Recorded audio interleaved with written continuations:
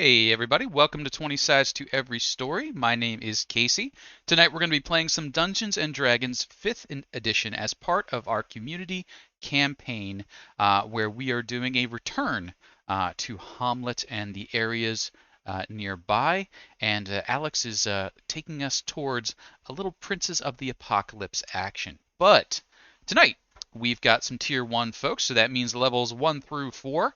I believe I have a smattering of 1 and a smattering of 2 level characters with me at the moment. 4 brave adventurers who have answered one of the board postings by the Matricular Deep, a college of mages away to the north and east, working their way along Ilmir's Run, stamping out a new high road to connect the kingdoms of the north and the east in through Hommlet and then to the kingdoms of the south and the west. Some of the party has previously done work with the Matricular Deep. Some are new to this particular series of quest givers in this new quest line.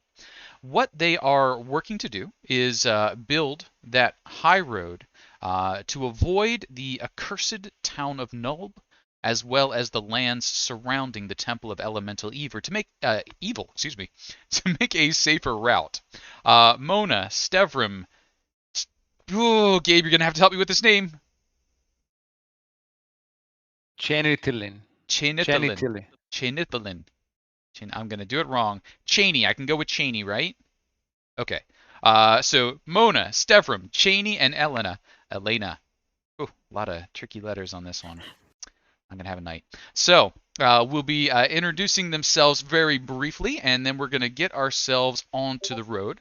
Alfred has outlined the trouble, which is a band of kobolds were discovered as they were exploring down the river. It's on the same side of the river that they would like to put their roadway on. So it is on the south side or the east side, depending on how you look at it, of the river. They can't be avoided. Uh, we need them removed. The party that encountered them sort of surprised each other. Sling stones were thrown, arrows were shot back. I don't think anyone died, and the adventurers that discovered the problem weren't harmed permanently. But, you know, we need this taken care of so we can continue on our way. The kobolds were spotted diving down into a pool of water or a little nook that came off the main road. The adventurers noted that there was steam rising off the water. Now, kobolds aren't any better swimmers than most humanoids, and they're not particularly resistant to fire, so we don't think that you would have to encounter any truly boiling water. But if that is the only entrance, you could probably expect to, get at least damp getting into their cave entrance or whatever they're swimming down to. The party that discovered them saw 3 kobolds that they exchanged blows with, but kobolds do tend to nest in greater numbers, so be on your guard. They don't expect anything above the class of adventurers such as you. You know, we've heard of all of you, I think, except you, Cheney. I saw your name and I didn't recognize it. Would you mind introducing yourself to the others here, and then we'll have them do the same. But I think you might be the newest of the bunch. Oh, muted. I sure am. Hi, I'm Kennethalin, but you can call me Cheney. Oh, excuse me, I, Canithalin. Caney? sorry. Sorry.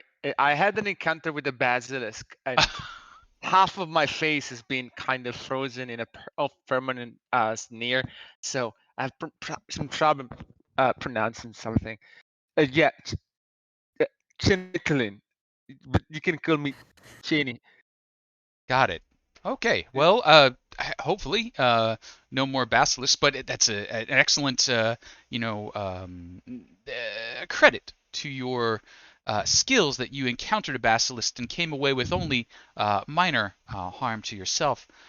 Now, if you haven't met them, Mona here, I believe, we've seen you about before, haven't we? No, can't say have. Oh, Um, excuse me. I I thought I had. Mona, if you wouldn't mind introducing Got one of yourself, those then. faces.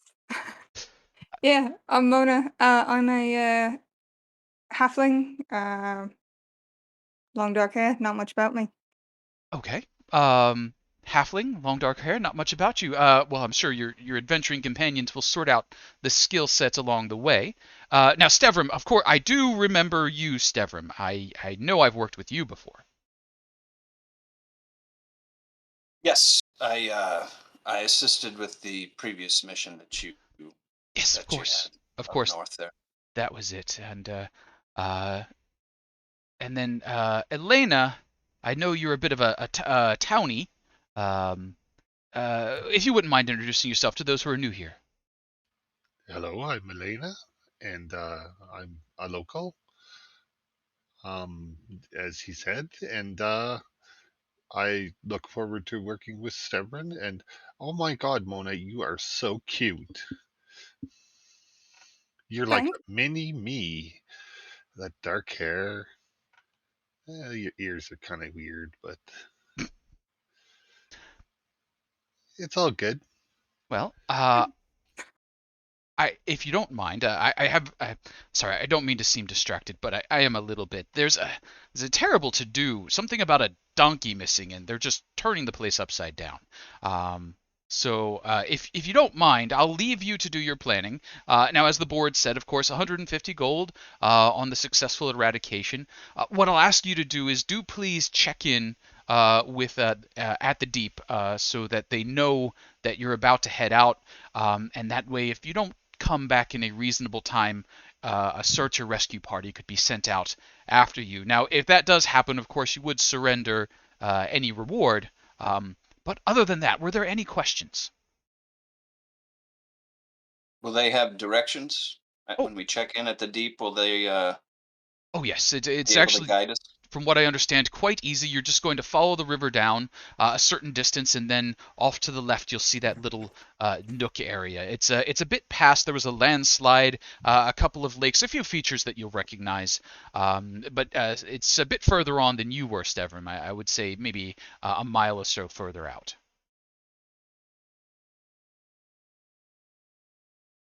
Excellent. So, as Alfred prepares to leave you to handle your introductions to yourselves and amongst yourselves, any further questions for Alfred? I Nope. don't have any. No, I'd say we just about got this. So Alfred, thank you, and he steps out and closes the door behind himself, and you can hear him, heading upstairs. Really, I don't think you're going to find the donkey in my room. Could you please stop that? And apparently, things are being investigated in ways he's not particularly thrilled with. Um, And so, party, you have a few minutes amongst yourselves. The town is open to you. You're expected to set out in the morning, and if you haven't been traveling along the high road before, it's get a good early start, travel as far as you can, get across the river, and north of the town of Nulb. You don't really want to be hanging out near the accursed town.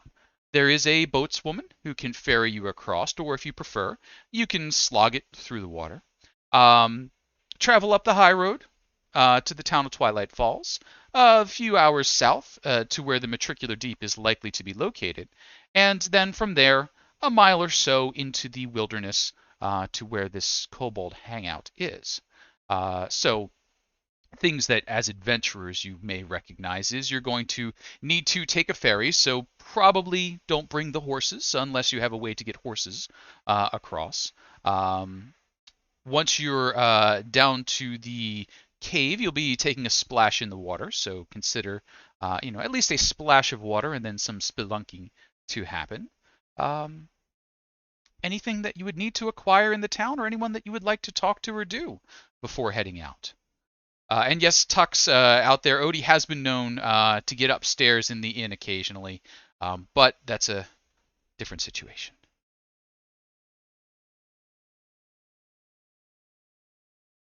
Well, as as Alfred had stated, my name is Stevram, and Elena, I believe I have had some run in with you before. It's nice to see you again. Uh, Thank you.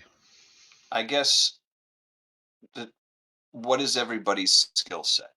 I am skilled with sword.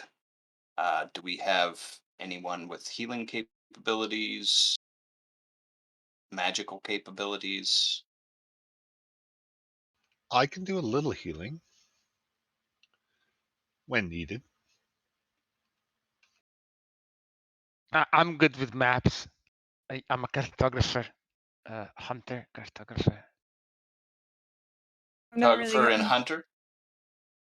I mean, I tried to be a hunter. I think I a little bit failed, but you know, I like to draw maps. Are you good at finding things in the wilds? Oh, reasonably good. Yeah, I'm an elf. Comes natural with the job description. What about you, Mona? Yeah, no, I'm decent with blade or and a bow. No magic on my side. I don't like getting messed up with that sort of stuff if I can help it. Too dangerous. I'm good at getting in places I'm not supposed to be. Useful. Wonderful. That usually gets you in trouble, though. Only if you get caught, mate. That's true. Well, under the circumstances, with only one of us having some healing capabilities, I will before we head out, I will go to the Church of Saint Cuthbert Mhm. and acquire a couple of healing potions. Certainly. I believe they have that. But Sure do. I will carry one, and I suppose I will give one off to somebody else if it ends up not getting used or whatever. I'd appreciate it back, but I do have enough money to procure two that should assist if we're definitely planning on going up there and getting into battle. Uh, I recommend buying some wood bark, and kobolds are a little bit obsessed with dragons. So if we can craft a mask of a dragon, I speak draconic. I can try to persuade them I'm a dragon, and how the crazy they get, right? Yeah, I'm not really interested in killing the kobolds. I know that there's a black dragon over at the moat house that they posted that they want to find people to Uh, that's kill. actually a real dragon. I think that's not a good Yeah, idea. but I was thinking maybe we could send the kobolds there Oh. rather than just killing them outright. Oh, that's why I was suggesting the mask. We can control them. They're stupid creatures and fanatical about dragons. I wouldn't call them stupid. I wouldn't call them intelligence either. But So I don't wanna. Yeah. how about as the this conversation goes a little bit, maybe a history or a nature or an arcana to know a little bit more about kobolds in the area and potentially this dragon whose name is escaping me. I believe Dusk Gloom or something along those lines.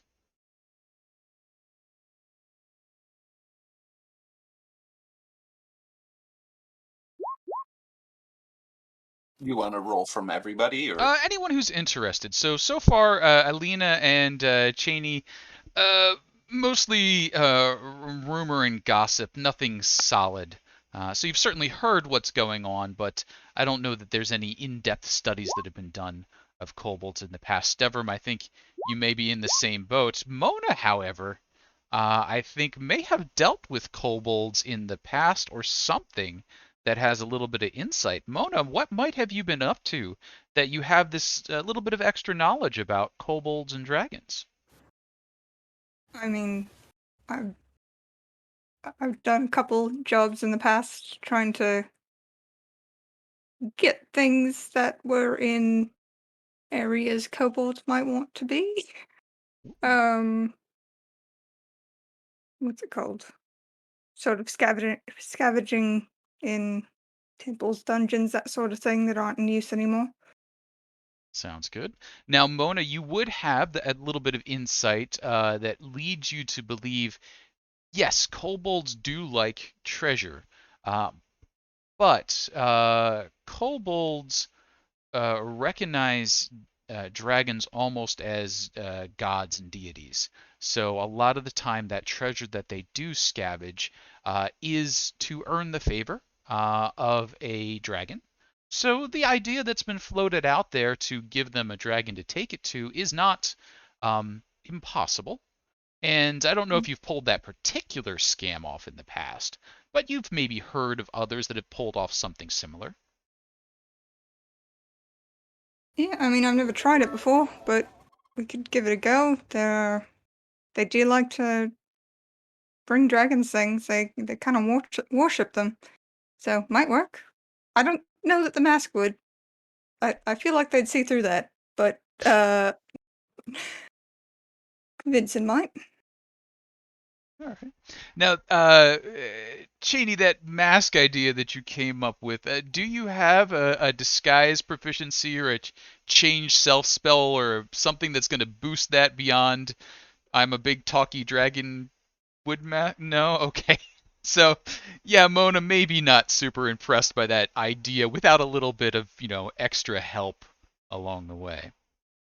So with that in mind, anything else? 2 healing potions absolutely acquired. The town of Hommlet is happy to supply adventurers and keep that revenue going. Oh, and thank you out there for the gems in the chats. Just heard a little bleep noise. I don't think I saw Standard any price on rebels. those, Casey. Say it again. Standard price Standard on those, 50 price. gold. Yep.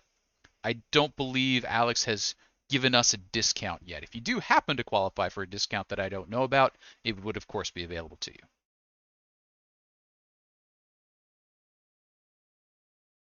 I believe Lottie and Wes make sure that everybody pays.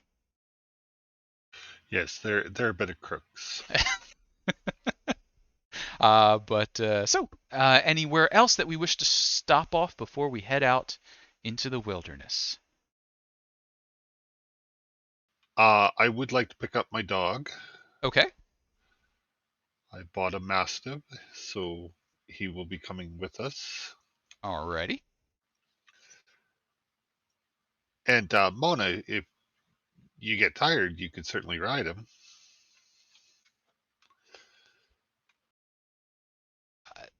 Should be insulted by that, mate, but I appreciate the offer.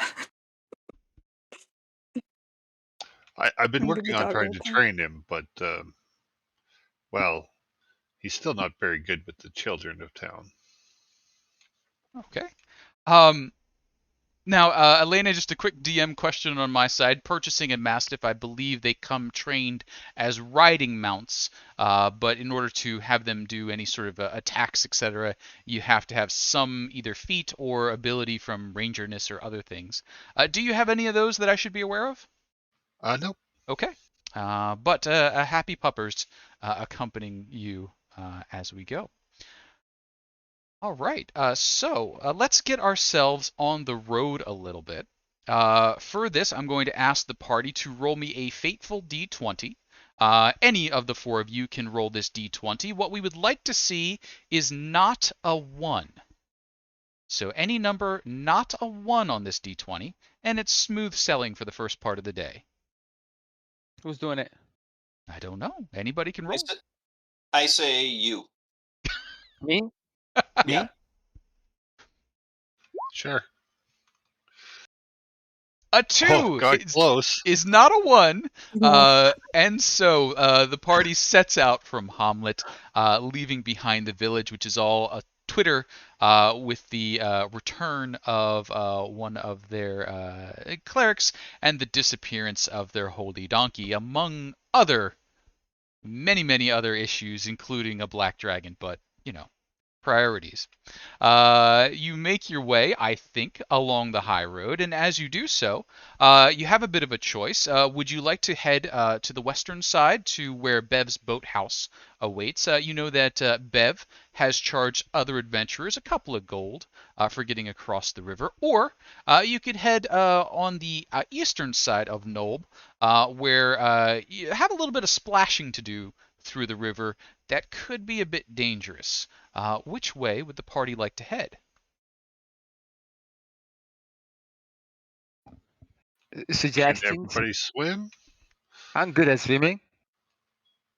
Can your I'm dog swim? not. Yeah, dogs can swim. Don't worry, I was rescue qualified among the elves for the summer camp. You know. Yeah. The only way that I had traveled prior was taking the ferry, so that would be my suggestion. So So obviously a ferry. little more expensive, but seems to be safer.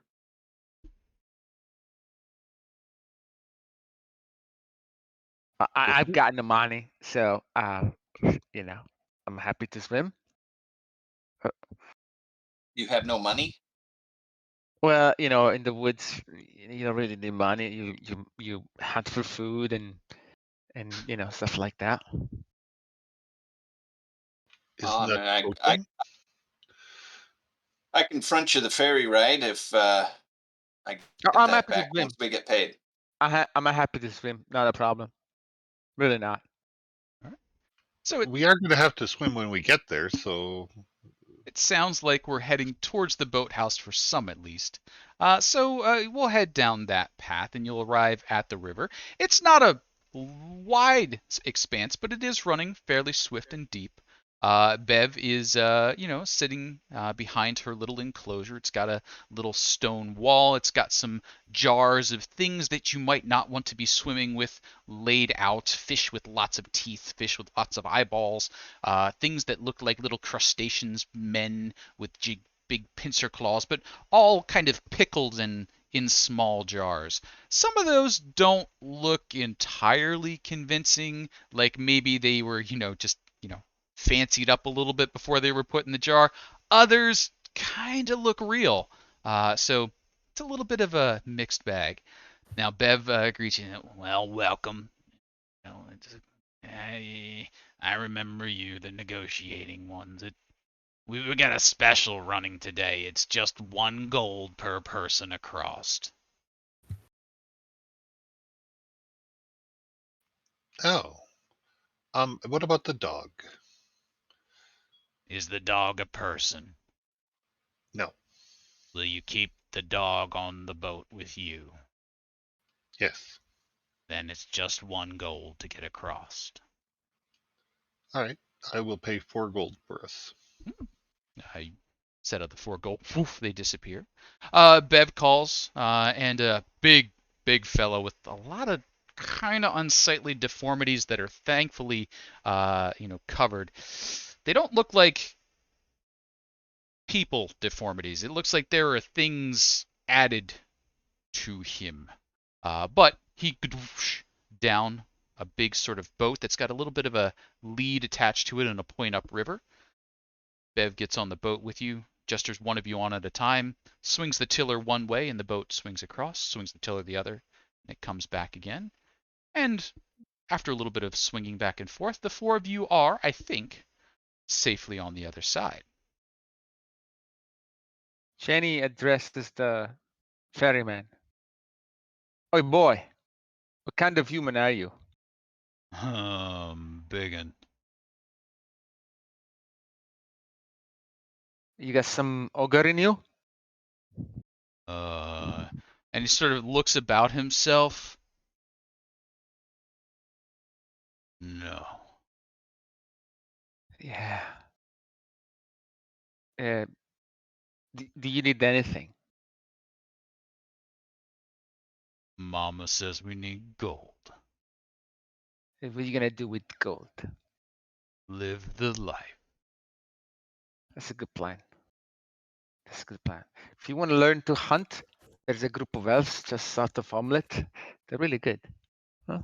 their boss is called Tomiris. You can just tell that Jenny sends you, and you'd be all right. If I want to learn to hunt elves, they're really good. See, you're a fast learner. I could tell. And he's just looking at you, and Bev finally gets back swinging the other way. She's like, oh, don't go talking to him. Don't go talking to him. Why not? He's a bit touched. Oh no, he's a smart boy. He was a smart boy, but And he's then what still happened? my boy. Them Well, cultists got hold of him. oh, that's bad. Can I do anything to help? He's at least a strongin'. Biggin', strongin'. Well, best of luck. Thank you for ferrying us. Back off the other side. And with that, you can see her swing back the other way. He kind of hoofs out the boat, puts it back down, and it's a big fella. That was a big boat he just lifted up. But safely on the other side, you continue, rejoin the high road, and you find yourselves a little bit north of Nulb. Now, Stevram, since you were out this last time, you know there's that tree with the chains that was a bit here. Staying near it, stopping short, pushing on ahead, or does that place still give you a little bit of a feel?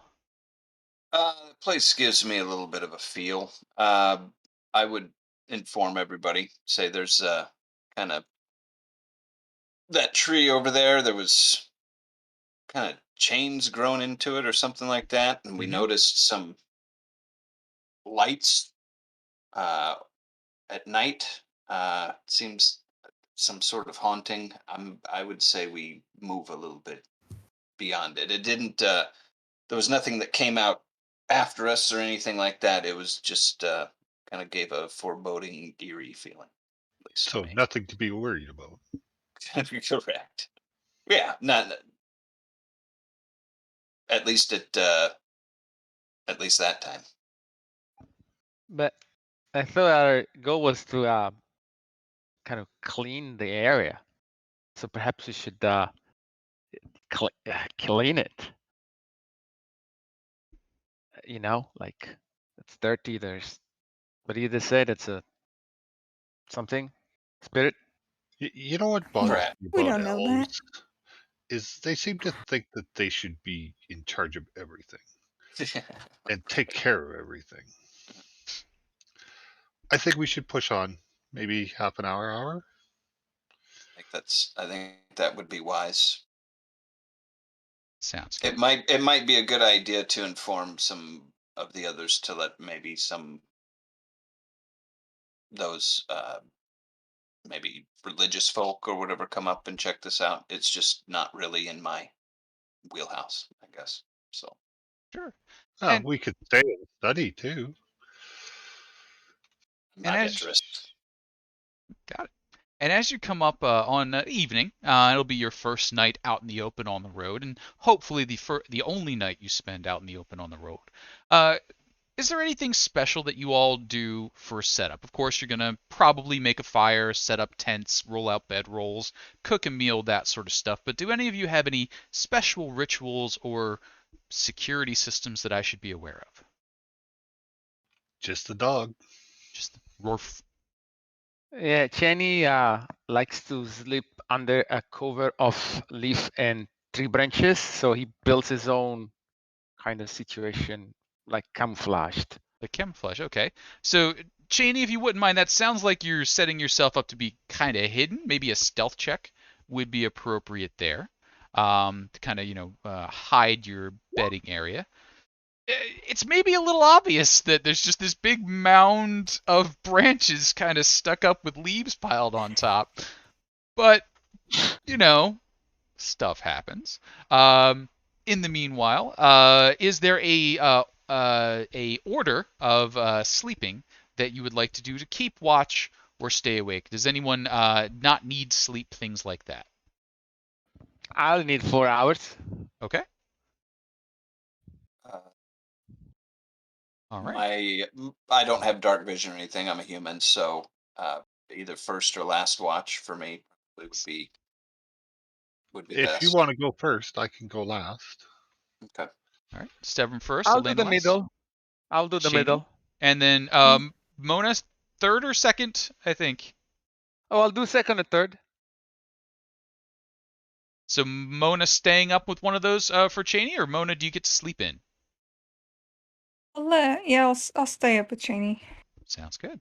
And could I have from the party, since it is nighttime and on the spooky part of the road, one more of those fateful D20s? A 1, 2, or 3 would be an adventuresome evening. Could I have someone take responsibility for that die roll? Mona. Oh.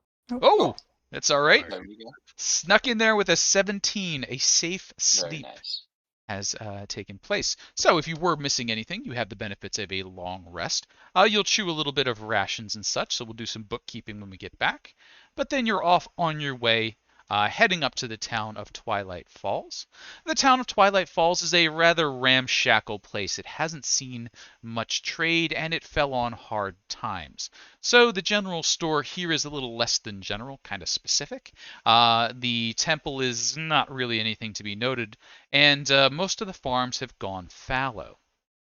Now, leading away to the southeast from the town is a brand new road, a good 20 or so feet wide on the far side of a meter's run. It's a clear cut, you go here kind of road. And a mile or two down on it, there is a adamantine tower that's basically squishing the ground, and a lot of things going on around it. Little pickaxes, little shovels, little pokey sticks all floating around in unseen hands, and even from a distance, you can hear the sound of incanting as the mages keep that up. Kyra, the representative from the Matricular Deep, will step forward and count, count, count. Okay, you've got 10 minutes. Go. You're here for the kobolds, yes? That's Yeah. correct. Excellent, excellent. And so you'll be setting out today or tomorrow. When should we be ready to send out the rescue party? What time of day is it? It is early afternoon at this point. And how far away is it from here? You've got about a mile and a half of travel in the wilderness, so not long at all. We can do That's- it. Yeah, I think we can go today and finish this off quickly and head back to Hommlet. Nice, comfortable bed. Excellent. Make sure you stop back and pick up your coin. I'll have that ready for you on your word as to the eradication of the kobolds or relocation of the kobolds. I would assume the small amount of gold is worth much less than the way your reputations would be ruined if you lied to us. Yes? Excellent. We don't lie. Excellent. Now, any other questions you have? Oh, 4 minutes left. And she's got like a little sundial built in. How many are there? Or do you know? The kobolds, 3 were spotted, but I believe usually it's a nest of more than that.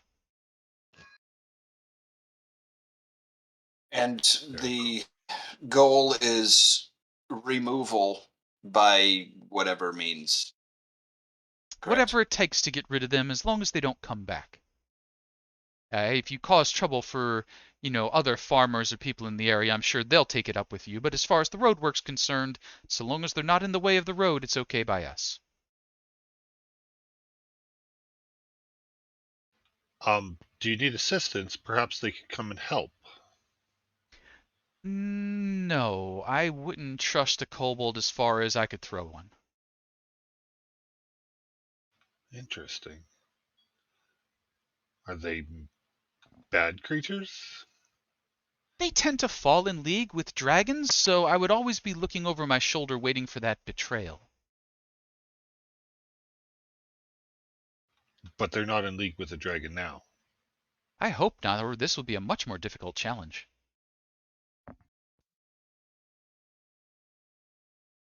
My understanding is the only dragons in the area are the red up north a bit, and I think a newly discovered black I heard was down near Hommlet, near that area. It's a good thing we planned on swinging eastward. We should stay clear of it even as the road goes. Good thing. And she's sort of watching it. And any other questions?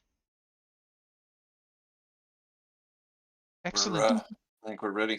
Excellent. And as she turns, you can see she's already got her spell book open and she's starting to recant. Any of you who have any arcane knowledge may recognize the workings of an unseen servant. And shortly, another, spade joins the fray as they clear rocks and sticks and things in preparation for the movement. So that takes us into the wilderness proper. And I do need to ask for our third fancy fateful D20. If a 1, 2, 3, or 4 is not rolled, then you will successfully arrive at the riverbank where you want. If a 1, 2, 3, or 4 is rolled, then we may not make it all the way there before a little bit of adventure happens. Say, Mona, go for I it. think it's Mona and Stevram I haven't seen yet. Oh. Mona clears it with a 9. Excellent. And so we arrive hereabouts. Yep. One thing I do want to inform everybody of about my previous time up here and the job that we had. We were kind of doing some surveying and everything. We ran into some rather large toads and frogs that we did battle with. And kind of when we were finished with that, I hope I'm not confusing this, but we ran across some like fire creature. Mm-hmm. It's my understanding from what I had heard that it was a young, like a fire salamander larvae or snake or Yep. whatever.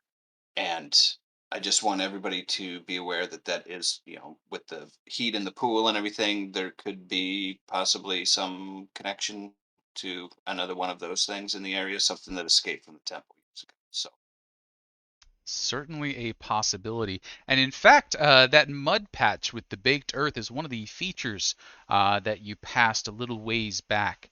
And the road had sort of cut its way through at that point. So no sign of any trouble to that end.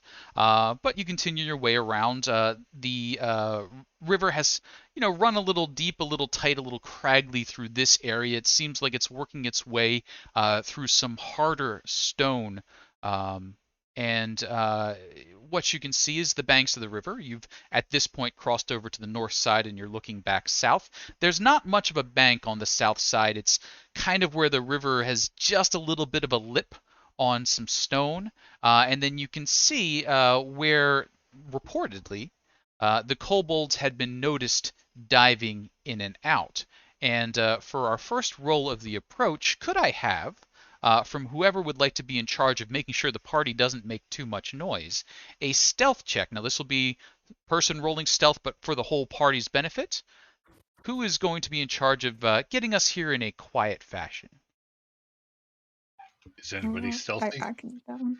yeah, I was gonna Here. say I'm rather poor at that. So Okay, so it sounds like Mona, you'll be taking the stealthy Oh. check.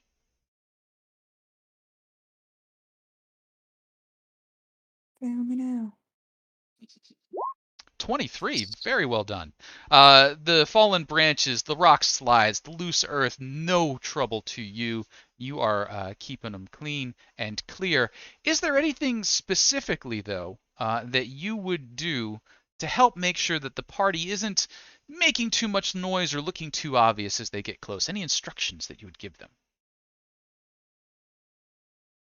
So sorry, it's a bank Yep, that we're you're coming going up on a down. bank of a Oh, river, and you're kind of coming over. You'll be dipping down, and then there's the water down below. all right. I'd just be kind of saying, all right, so everybody just quiet, watch your feet, don't slip on any rocks. If you step on something and you twist your ankle, do not scream. Got it? And then I'm just gonna watch the dog mainly because he won't be able to understand me. So when you're like, if you twist your ankle, you're not allowed to scream. The dog's like, okay, not messing with this one. As they move along. Now, so Mona is in charge of stealth at the moment. Other things that we need to know about is what's going on in this river and this area. I'm going to need somebody, not Mona, who's already in stealth mode, to take care of a nature check. Who would like to volunteer for nature duty? I would say probably the elf. Yeah, I can do that. Sure. I was born in nature and love it, but I know very little about it. Not that kind of elf, apparently, Cheney, and I don't believe the chat has gifted us with any re-rolls yet. Nope, I don't see any out there. So the 3 as it stands. You're looking down at this water and you have no idea, like, what kind of fish, what kind of animals, how deep the rapids are. Just it's a mystery to you. You're maybe used to quiet ponds, not running water. So no real insights there other than water, rocks, dirt. All Looks right. nice, guys. I'm a little bit sore from the trip. I'll just take a little wash, Just just a wash little, my. little pat pat. So as that's happening quietly, because Mona will break your arm if you do it wrong, I think. Very silently. Stevram, Elena, we've got 2 things left that we want to find out about. And one of those is those kobolds that have been passing back and forth reportedly. We need a survival check to see who's going to find tracks, trails, and such things between Stevram and Elena. Who's got their eyes for such? So I'm not very good at tracking. Okay. All right. I'm proficient in survival, so It's all you then. Let's all see it. right. 15, that's pretty good. So yes, you can see several tracks. It looks as though there are some muddy spots right in around this area here. So on the south side where there's just a little bit more of a lip, creatures have been climbing out of the water and then diving back into it. But it seems as though they're quick ins and outs. That you can see that they're scrambling out and they're diving in. They're not like casually sitting on the bank. And that's about what you've got there. Now, that leaves us with Elena for our last check of the setup, which is going to be, what's all going on around here? Maybe a perception check for any hidden creatures or hidden items that happen to be hanging about. Not very good at that either. This is what happens when we've only got 4. You're fine. 18 with Elena. You do see a couple of ripples in the water off to the north, and you kind of call Cheney's attention to it as the resident elf and expert on such natural things. And Cheney's always looking in the wrong direction, like sees the ripples but has no concept what sort of creature may have made them. But Elena, you also discover hidden kind of in the wall there, tucked away and sort of brushed down over with some dirt, several nets are hung. So there are nets that they were wet and someone just brushed dirt over them, so they're kind of, the same color texture of the wall, but you've picked it out. Good eye. Are you sure you're an elf, Cheney? I do have the ears, I do have the look, and I certainly have the attitude. So these are 3 indicia pointing in that direction. I'll give you the attitude. All right. So what we've got so far, we've got nets on the wall right over here. We've got the kobolds or someone climbing in and out and diving into the water right in this area. So you would suspect that is likely the underpass there. There's something in the water up in this direction, but so far no indication as to what it is. What are we doing? I have an idea. Oh, this'll be good. Yeah, I go up north, I distract the creature, I'll throw some stones and leaves and branches, and then you guys go for the entrance. Then I'll follow you. Does it look All right. like we can swim for the entrance? It, Or like it how probably bad on a glance the rapids look? it doesn't look too bad over in that cubby. Maybe in the main area here, that would be a little bit challenging. It's only 5-10 feet across, so even if you fell in and floundered, you'd probably make it before you were more than 15-20 feet downstream. But once you're over in this little area here, that looks fairly smooth. And the water Casey, is is there? currently going from in this direction, so the water goes this way. If you were to fall in and really flounder it, you might be carried a little bit further down. But once you're over in here, it looks fairly calm. There's a little swirl going on, but nothing terrible. Can we find a felled log that we can kind of scoot over the river to get to the other side, or To build yourself a little bridge? for them, like if they don't want to swim? Yes, Sure. Well, we're gonna end up in the water anyways, so I'm just getting a saying. little wet shouldn't be a problem. Yeah, you I could agree. you could probably manage to get a log down here. Now, the thing that you're actually doing is what the grand sport of the caber toss was built upon. Taking a nice big log, getting it going in the right direction, and then a whoop so it flips end over end and lands as a bridge across the way. I do happen to know that the strength athletics check for that would be a 15 if you wish to do it. And while it's not entirely sporting, I guess you could help one another to get advantage on that check, or show off and do it yourself. But I'm going to say maybe if you don't hit at least a 10, that's kind of a bad footing, fall in the drink sort of thing. Hmm. If she don't need it, we can avoid. But she want it. Question I have, Casey, on Sure. those nets. Yeah. Do the nets? Does it look like the net is put over something, or does it look like fishing nets just hung up? So is it like? I mean, does it appear to be some type of a trap, or does it appear to be camouflage of a like entrance? Give me a little investigation on that one, if you wouldn't mind.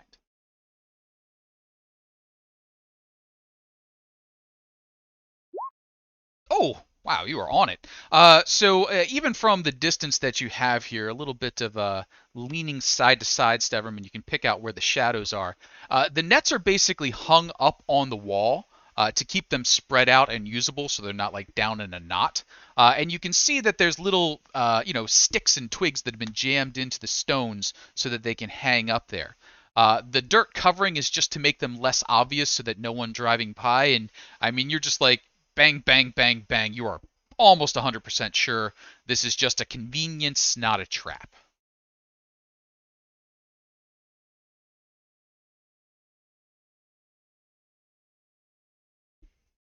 All right. And All so, right, should we head in? I think so.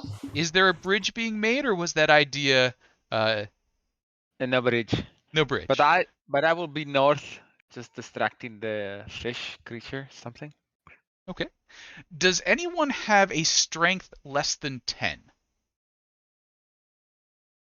Okay. You have a strength less than 10. Okay. So if you have a strength less than 10, the 5-foot jump, from bank to bank is actually a little bit challenging for you. What type of armor do you wear, if any? No armor. No armor. Okay, so that's good. No extra weight bearing you down. But I will need a strength athletics check from you. You'll need to get a 10 or better on that check to make it across if you don't want to go splashing in the water. If you don't mind splashing in the water, you're just going to splash. I'll splash in the water. Splash in the water. And so as you splash in the water, let's update where some people are standing. When Cheney goes splashing in the water, where would everybody else be? Are they already moving ahead? Are they staying behind? When does the risk happen? I thought he was going up north to distract. Is he going up whatever north is- to jump across, Cheney? Mm-hmm. Okay. Sorry about that. Wrong spot for you there. So you're kind of landing over on that side? No, I can be on Oh, the left side. Just throwing some rocks just to keep the fish in oh, got it, where got I it. am, know where they're trying to cross. Sorry about that. That was a me misunderstanding thing. So Cheney, not in the water yet, but when it's your turn to cross, it might be a little splashy. Yes. I think what you're trying to do is distract things that may or may not be in the water. Yes. And for this, I think maybe an animal handling check or an intimidation, depending on whether you're like scientifically trying to, you know, interact with animals or if you're just shouting at the water. Which way are we doing this? Animal handling. Okay, let's see a little animal handling check if you don't mind. That's pretty good. You're fairly certain that you have definitely scared things away from where they were. Good to go, guys. I will jump over first Okay, to here. you got it. Stevram, no trouble. It's almost a step for you.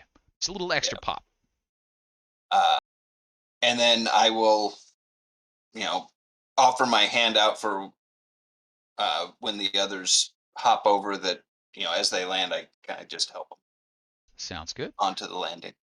And Stevram, now that you're on kind of that side and kind of duck down and see, yeah, it's low, it's submerged. The lip of the cave is actually below the surface of the water, but you can tell there is a little bit of a, if you were to duck down, swim, walk, crawl your way through, there'd be a place to go. Elena, Mona, what are you up to? Leno across the water. You got it? Same. You got it? And then you can see Chady is just not expecting to make it across dry. Are the three of you doing anything at this point? I like the water, not a problem. Uh-huh. Okay. Who wishes to go in first? I mean, either I can kind of barrel my way through, or if we want to do a little more stealthy action, it might be I'll go first. Mona. Sure. Okay. Now, Cheney, as you're like saying, I'll go first, and kind of flopping your way up onto the ground there, you can see in that little cubby, sort of right in front of you, where there's a little pool of water that you're kind of starting to pull yourself out on, staring you right in the face there is a fish with a lot of teeth. It's just sitting there, like watching you, like what?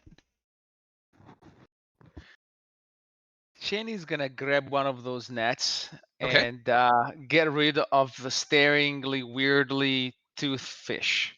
All right, you grab the net, and could I get an attack roll from you, please? Anything with strength is fine. Can I do dexterity instead? That's kind of my jam. I don't know that nets work with dexterity. Hang on a second. I will double check. Oh, it is thrown, so yes, you may use dexterity. Absolutely. Okay, so I'll do basically a range attack if you don't mind. You got it.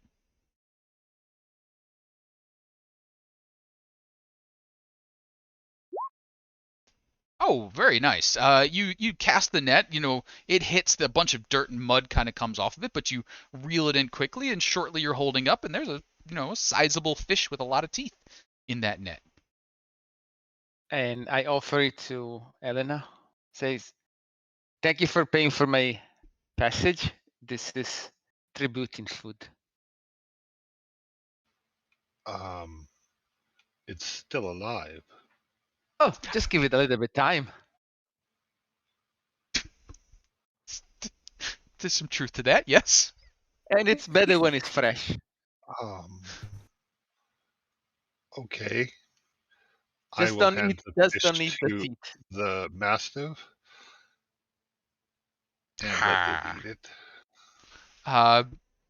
I would say after a little bit of barking, batting going on, that eventually fish gets chomped.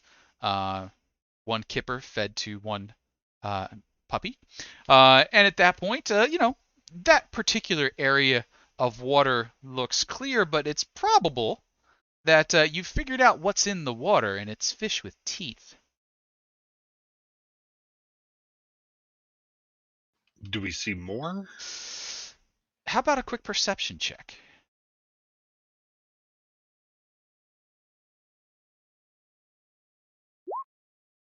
Ooh, Elena's got good eyes. Elena, yes, you do see one or two more that are hanging out in that tunnel. They look like they're just kind of chilling there.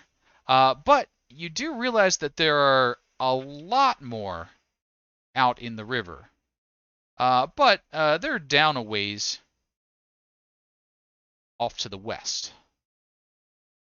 Possibly Those are scared big. down that way by the disturbances to the north.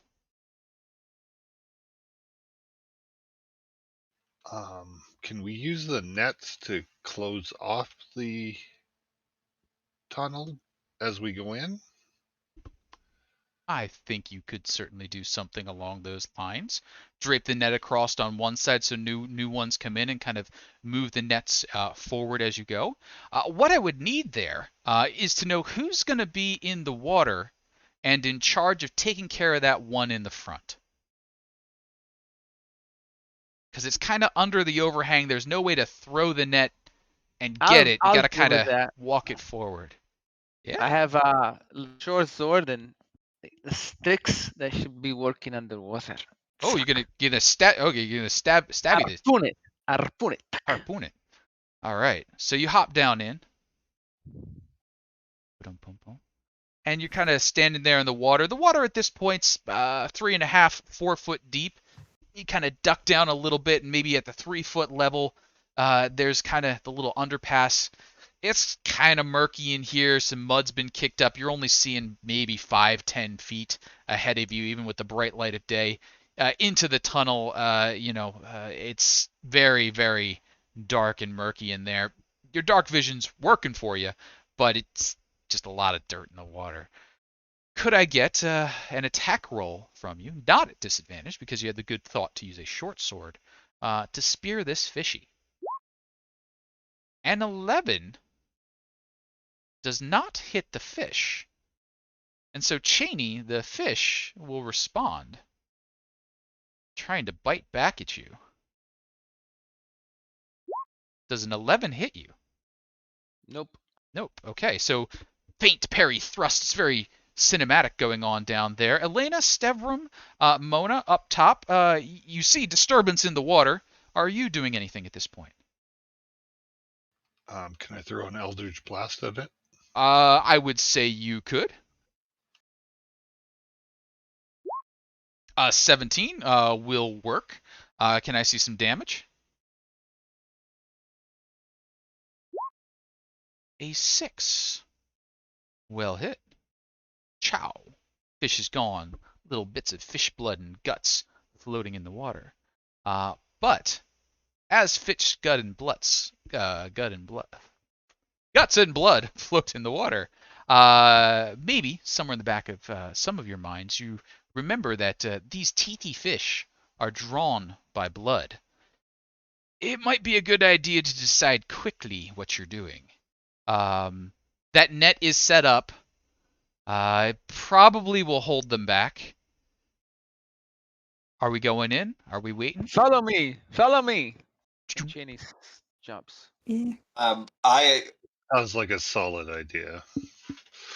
don't know what armor is everybody wearing. I mean, I'm probably the most armored, Yeah. so I will bring up the rear so that the fish will have to bite right. through my I, metal I armor. will go after Cheney.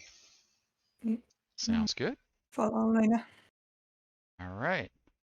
As you dive in, it's just a short 10 or so, maybe 15 feet, depending on when you dunked yourself down. And then you see a sort of opening there, a slightly bigger part of the cave. Now, in here, you can see tracks where kobolds have passed through. Little wet spots on the floor leading away that should have been dried up had this been a natural occurrence.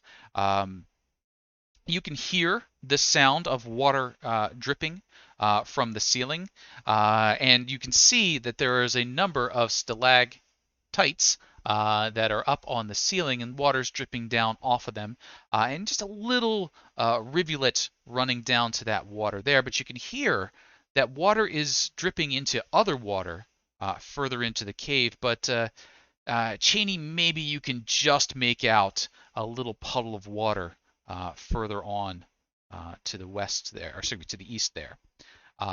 Could I have, as you start to make your way into the cave, I'm going to ask for someone to probably volunteer for nature, perception, stealth, and survival. So those will be the ones that we'll need checks on.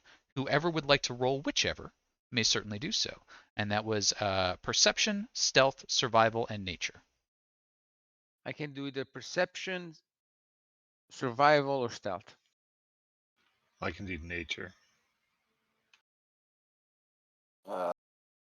I'm proficient in perception and survival. All right, let's see some dice. I can do either stealth or perception, depending on if we have someone for it. Stealth is the best one. Nature, not so amazing. So you take a quick look around the room and you're like, yep, cave. Elena, can you dark see at the here. moment? It is dark in here. That's probably the problem. That is I probably- just can't see anything. I will cast light on my. Okay. I'll cast it on a coin. Maybe do that before you start the check next time, but I think that was appropriate. So that was our nature check. Who'd like our stealth, survival, or perception? Pick one, guys. I'll do whatever you leave. Of the three, I'm okay with any of those three. I'll do Bonus for the survival. Stealth. Okay. I'll do Survival? stealth again, yeah. Okay.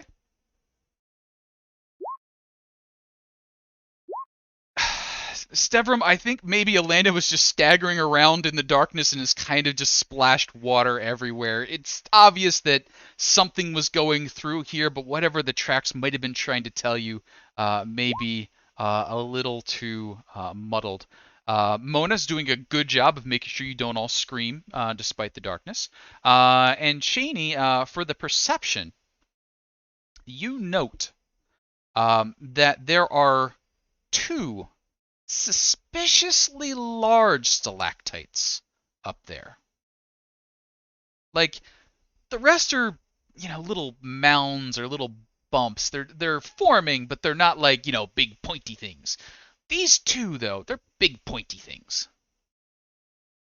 Those two are located just a little bit to the north of where you are right now, so right there. And then one's a little bit to the southeast of you down there. Big pointy ones. So Cheney will ward them, the rest of the party, and suggest that we stay clear of those two areas. Walk under them. We should watch for traps too. What is the ground? Is it like mud or like nice? There's a little bit of mud that's been tracked in, but primarily it's stone and stone chips, as if this area had been mined out. More information might have been available right off the bat, but now that you're kind of digging down and searching around, yeah, a lot of stone chips and flakes. The walls are strangely regular in here. This has probably been mined.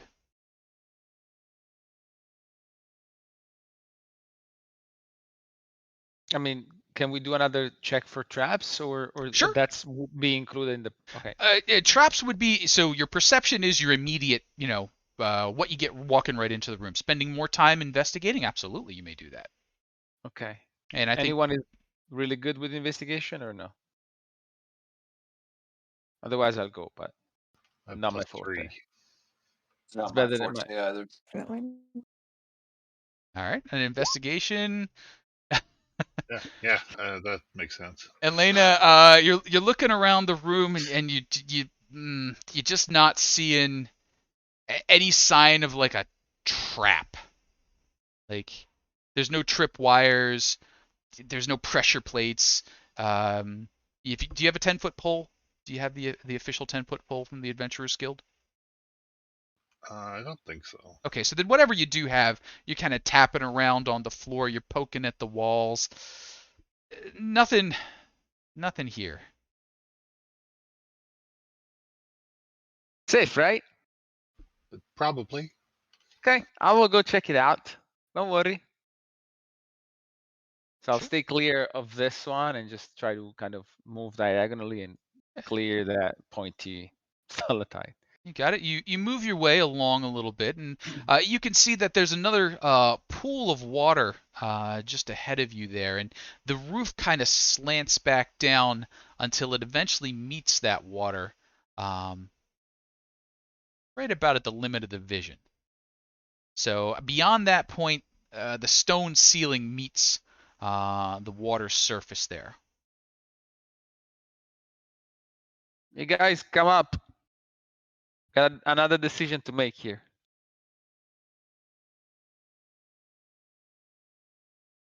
We get up there. I will give Mona a tap and hand her one of the potions of healing. Got it?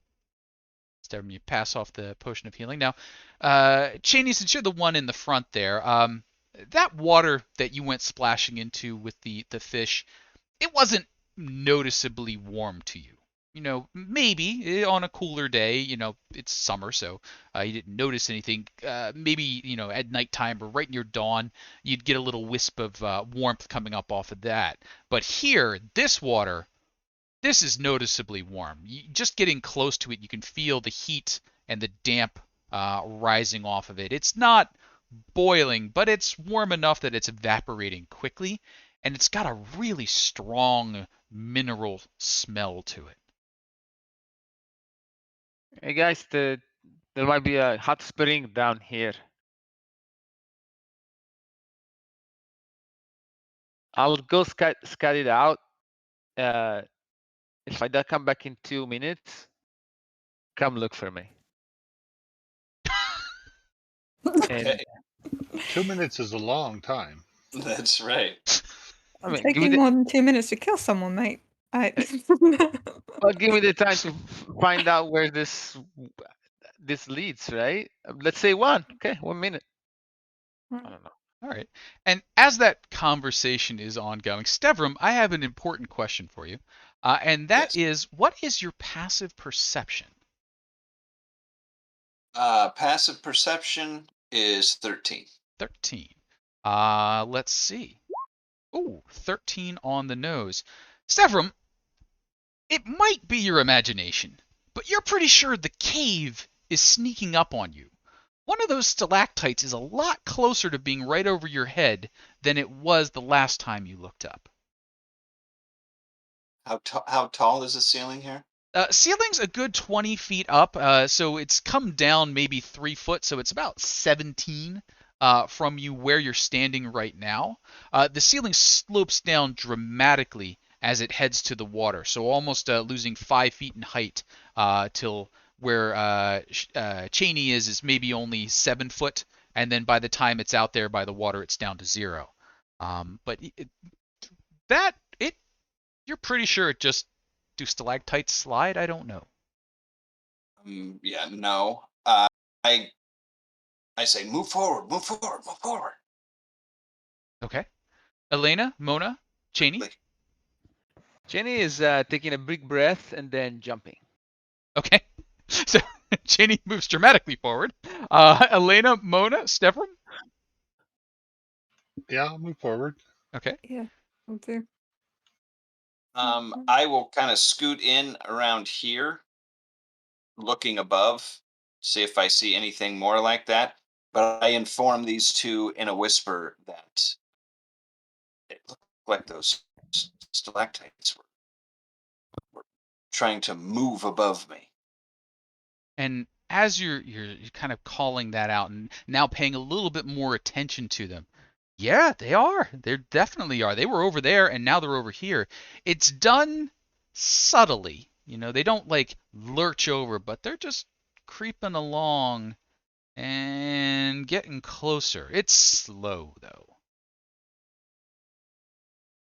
Nah, this wouldn't be anything that for it. Okay. So, Anyone who wishes to try and figure out what this is could give me a nature or an arcana if they feel that there would be any chance that they know monsters of caves. In the meanwhile, though, Cheney, would you be so kind as to roll me a perception check as you leap into the water?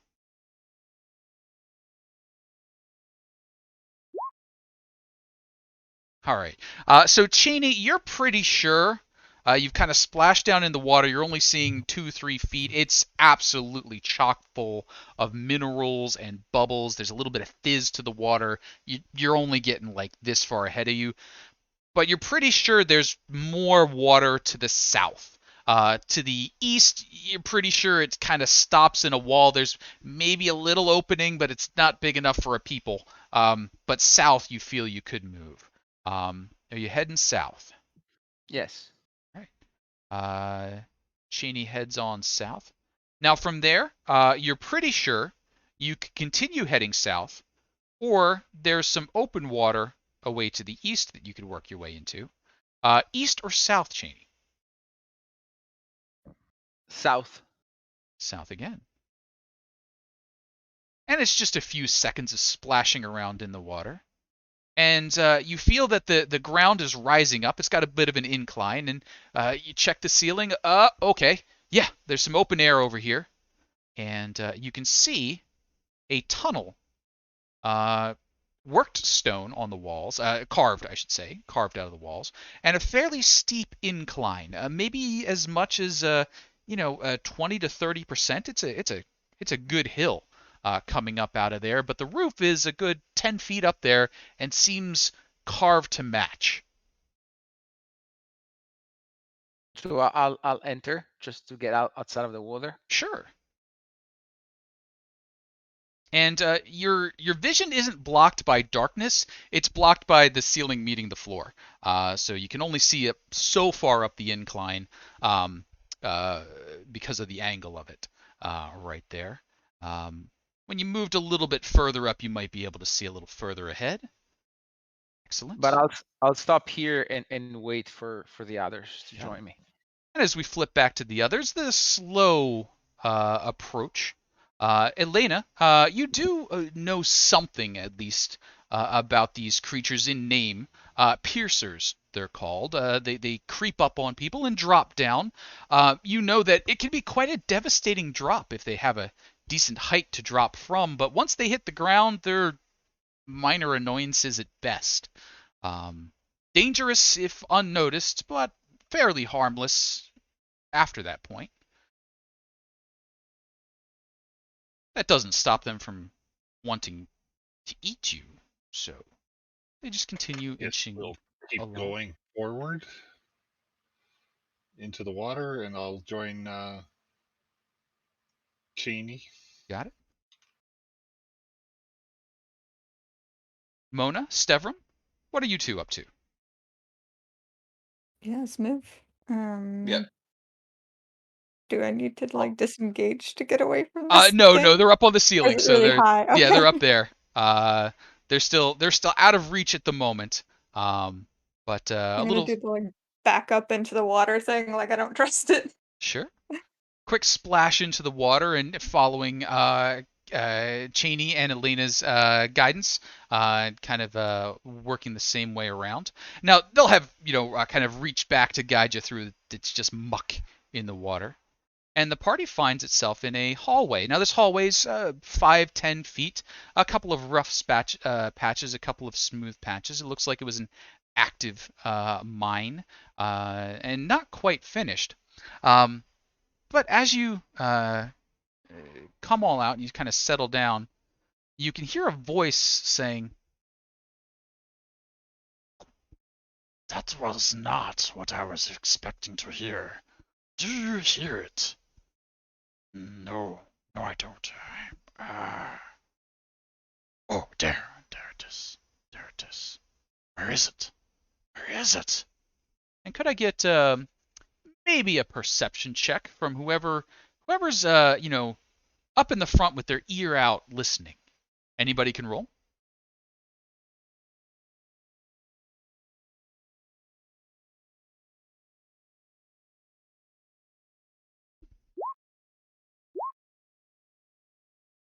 Janie, I think a little water in the ear there still, but Mona's got this one. Mona, the voice is fairly obvious. That's carrying down the hallway fairly readily to you, but there's another sound, almost more a reverberation, a pink or a ting or a thunk. Something has hit something far away, but enough of it has carried forward, and the voice that's listening is trying to find that noise. Is it like a repetitive noise or just like one has happened and you can kind of hear it? Ooh, good question. It takes a little while, but then you hear it again. It sounds like it's not like a tap tap tap tap tap. It's a tudum, tudum, tudum, and then maybe a little break, and then another tudum. Mining maybe? Someone's mining, but not in this hallway. Still active here.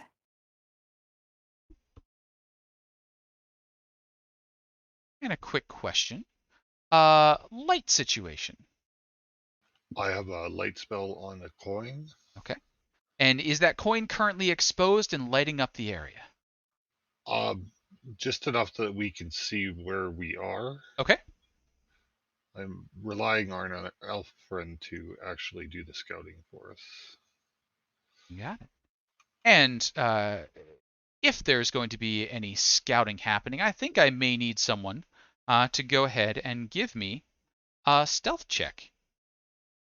Yes, Cheney will move a little bit ahead because he doesn't rely on light. Mhm. And so I'd be like slightly past the reach of the light, and I will give you a stuff as it does that. You got it. Mona, also being of the sneaky type, are you moving up as well, or are you staying back at the moment? It's like pitch dark away from the light, right? It is pretty Sorry. dark away from the light. If you want, I can give you the coin.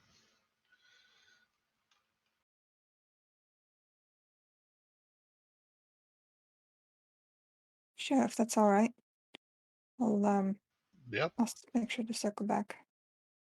Then yeah, I'll take the coin and I'll try and sneak up as well. You got it. Stealth check from you as well, Mona. Zephyr will whisper, "Be sure to keep your eyes above you as well." Keeping an eye out for those ceiling droppers. But the ceiling here looks actually smooth. It looks like maybe that is almost the most finished area up until you reach the spot where a Cheney has found. Right about here. It looks as though the rock had sheared and whatever mining had happened had been disturbed.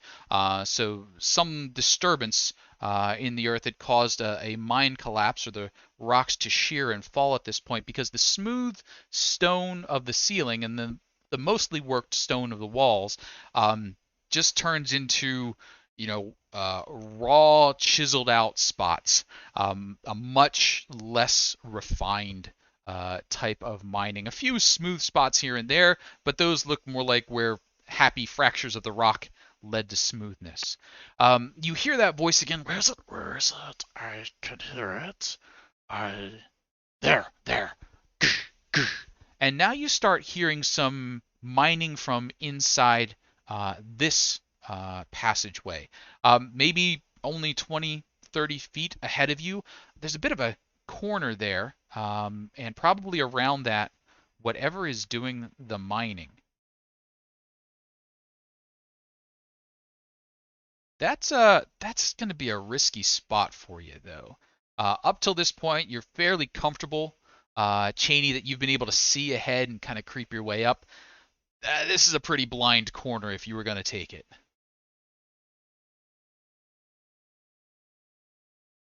I point to Mona and I say, I'd rather go without light, if you don't mind. All right. Yeah, then I'll just stay where I am, kind of. Okay. So, do we think we're like not completely in view where we are right now? Where you are right now, you feel pretty comfortable. You're not in Okay, view or thank at immediate risk. They're around a corner from where you are. But if you were to continue up, you'd be kind of peeking out at them, you suspect. All right. I'll just kind of beckon the others to come a little closer, and I'll let Cash do his thing. All right. Cheney, can I get another stealth roll for you, please?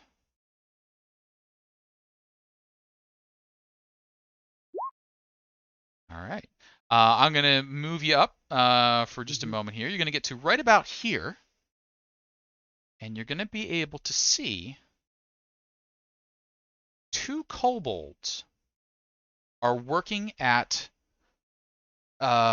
stonework. They're chipping away at stone, and you can see that there's several little branches off, like they've picked their way in different directions. But whatever they're looking for wasn't there, and now they're at this wall, and they pause, and you kind of freeze for a moment, so nobody's making sound, and you can hear them pressing their pressing their ears up to the walls and moving their heads around, trying to find something, and then they start again. I'll move back to report.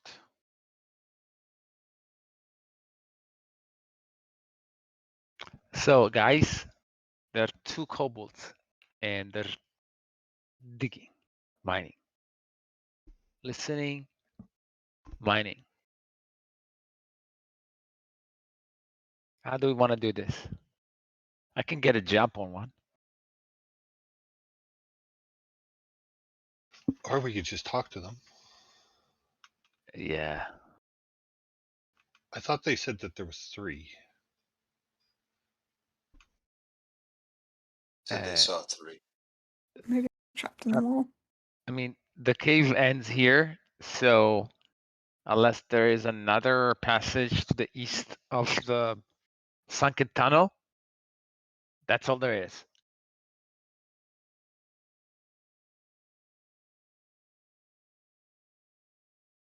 And Cheney, there could definitely be more in the water, so that is a definite possibility for you.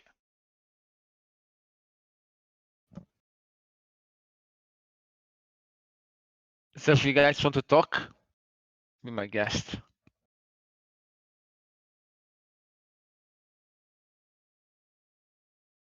Talking with kobolds is not really my forte. Somebody else wants to take it and attempt to convince them to leave. I'm fine with that, but I'll be ready to spring into action if things get rough. Okay.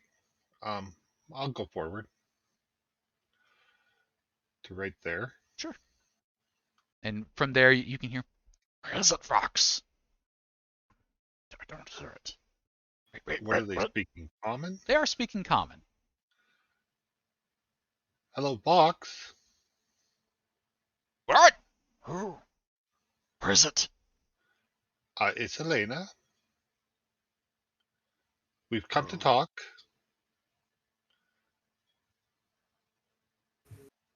Popular, do you know an Elena? No, I don't know an Elena. I do not believe that we've met before, but we are here to talk. Oh, okay.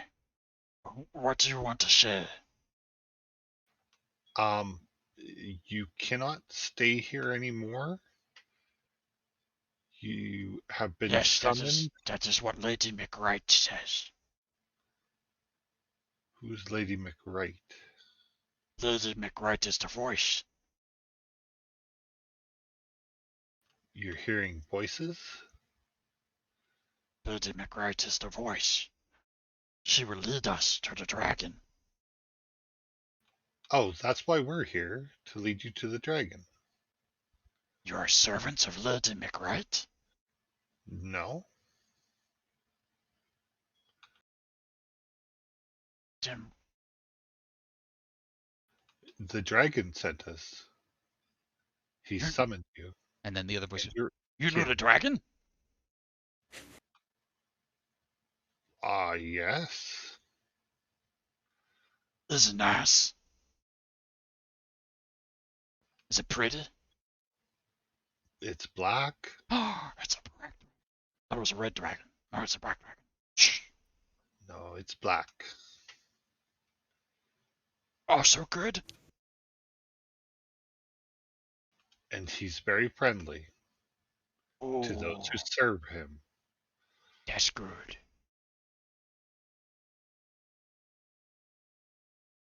Well, Is just the we're two coming of as you fast as down we here? can. What? Is it just the two of you down here? Down here? Yes, it's just the two of us down here. And even without an insight check, you can realize there was some miscommunication there.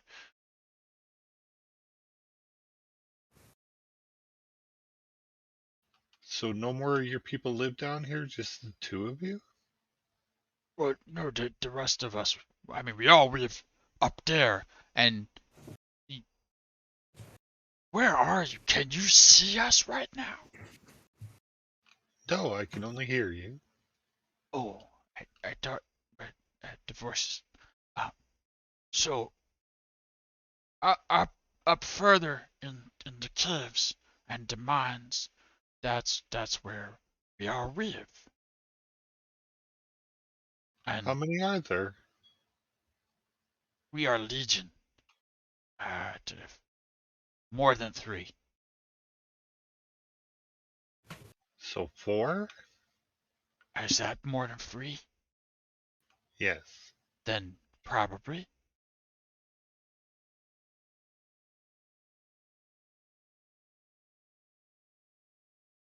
Well, if you're here to help, do you want to do some mining?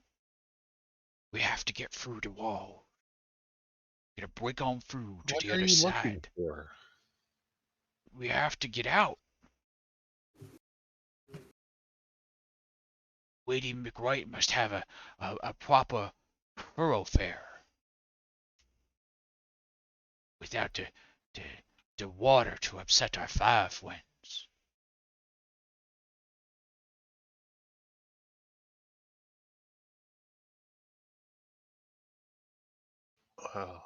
I'm not sure that the Black Dragon has summoned this Lady McBride. Well, Lady McWhite is the one who He, speaks with the voice. he only said kobolds. Lady Lady McWhite is a kobold. Oh, I was confused. Oh, maybe you know her uh, as Annabelle. Do I know an Annabelle? How about a history check?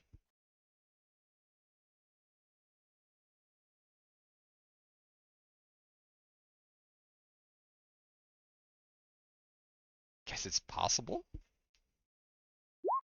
Nope. You've never heard the tale. Oh, do you have advantage or was that just a double roll? No, that was Oh, just a okay. double because it didn't come through the first Yeah. time. So apparently, Lady Annabelle McWright um, is a kobold.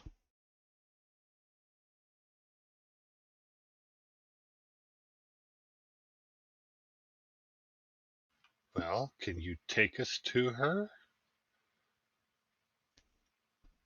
But if we take you to her, we won't be digging her out.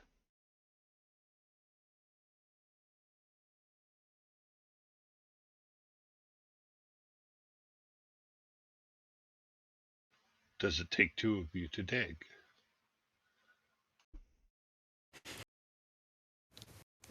That's what I've been saying this whole time. If you just do all the digging properly, I could just supervise and get things done much faster. More supervisors, less workers. That's the kobold way. Um, there's a little disagreement happening about who needs to be digging. It seems like maybe they're not fans of digging at all. Elena, I think perhaps a persuasion check could incite rebellion amongst one of them to uh, give up digging temporarily to lead you to this Annabelle McWright, if you wish to roll a persuasion check. The Can DC I do that we're going to need here. deception? Say again? Can I do deception? It's probably appropriate too. The number you need to beat is 0. So yeah, they're all about putting down the pickaxes. It's mostly just figuring out which one of them has to stay behind. So Vox or Populi, which would you like to have accompany you? I like Vox. All right. And Vox comes around there. Oh my God, you're big people. We're not here Not to all of hurt us. you.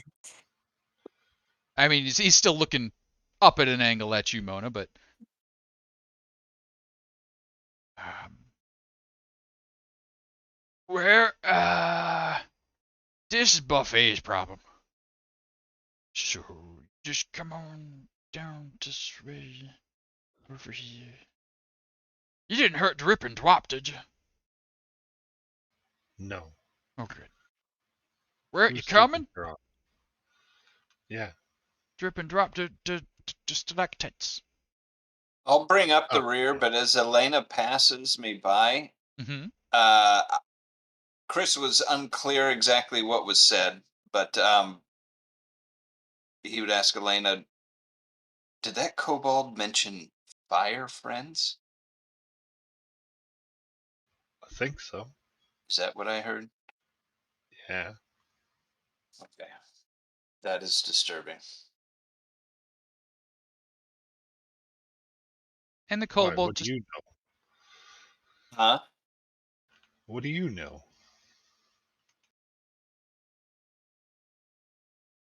hmm? Don't know anything definitively, other than their apparently elemental forces in the area. Some leftovers from the temple. Oh. Hence that young fire snake. So just be ready. Perhaps this is information you should have shared beforehand. Oh, Stevram did Uh, mention the fire snakes in the water. Yep. But he didn't say anything about the elemental. that I True. remember. Well, salamanders are elementals, so Elena may not have known salamanders and fire snakes are elemental creatures. But so now we've learned some things. Vox gets down to the water and he's sort of, oh, you don't have tails.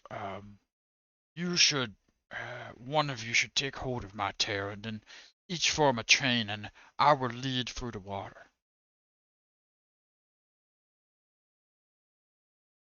And are you all linking up tails or coat tails or scabbards and such? This might be a trap too, so Could be a So trap. Jenny will go. Jenny will go. I will take the Vox's tail. And Vox says, we're going to come up once, deep breath, and then down, and then up. And I still don't have a good kobold voice. I keep slipping into goblin. But someday I will have a kobold voice. So Vox leads you to the east around the cave wall, down to the south. He then kind of dips into an area, and who is immediately behind Vox? Jenny. Cheney? Okay. Cheney. So Cheney, you are immediately behind Vox, and Vox, you can see he goes up, big deep breath, and then sort of squiggles past you, and then comes back out to this side. So it's a big deep breath, and then squiggles out that side. Are you continuing to follow along, even though you know you're leaving an unexplored cave behind? Mm-hmm. All right. Big deep breath, and then another squiggle, and oh, this one's a long one. You're almost feeling uncomfortable by the time you emerge and open up to another chamber.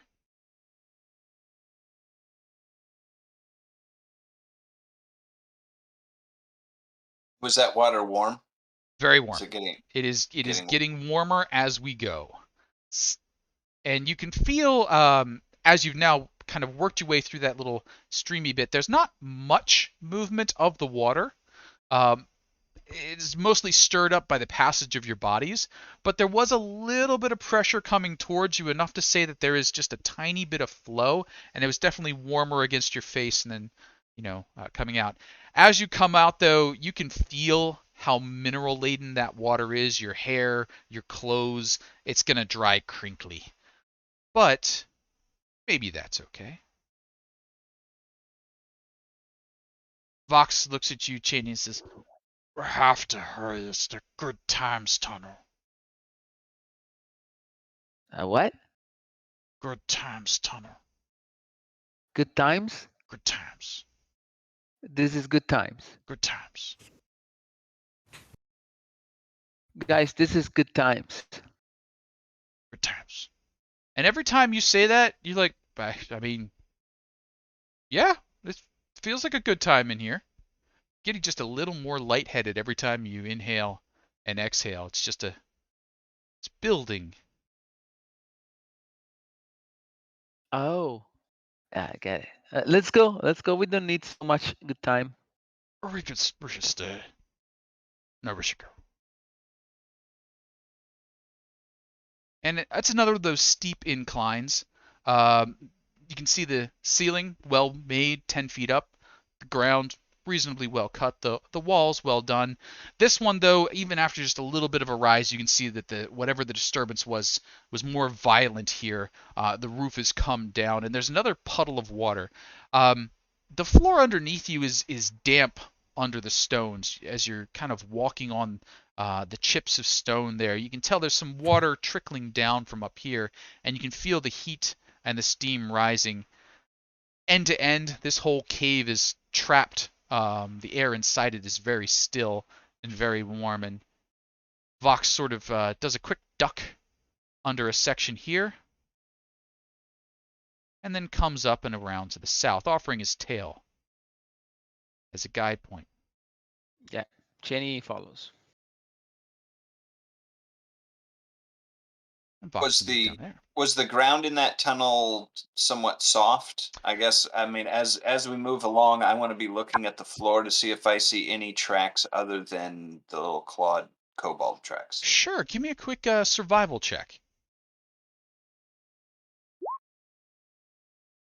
So the floor is covered primarily in stone chips, so it hasn't quite made the way down to being dirt yet. It's gravelly, and there's water flowing beneath the gravel.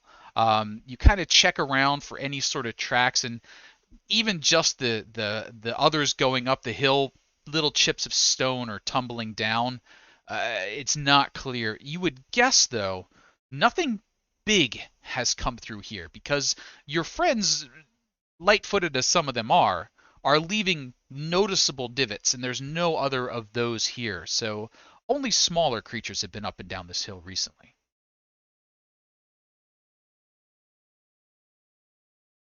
Away to the south here, the party encounters a big, fairly well-carved pillar, and you can see that to the northwest corner of the room, there is a little carved tunnel heading out. That passageway is dry, it's all above. The area just behind you, the roof is a caved-in, slanted, huge piece of stone, and then the water underneath it you just had to swim through. There's light to the south, and you can see on either side of this column in the middle, there's a turnstile set into it. Now, if you haven't been involved with gnomes or folks who really enjoy, a good piece of technology, you may not have seen this sort of thing. It's a fence on its side for some reason, and another fence interlocking with it coming off of one wall. And Vox walks up to the one on the right, for the way you're facing, so on the western side, and he pushes on one side of the fence, and it spins, and the fence disappears into the wall and comes back out again, and he has to kind of scoot through as the fence revolves. Vox does so. There's no holding on to the tail here. That gate kind of prevents anybody from doing anything except following along one at a time.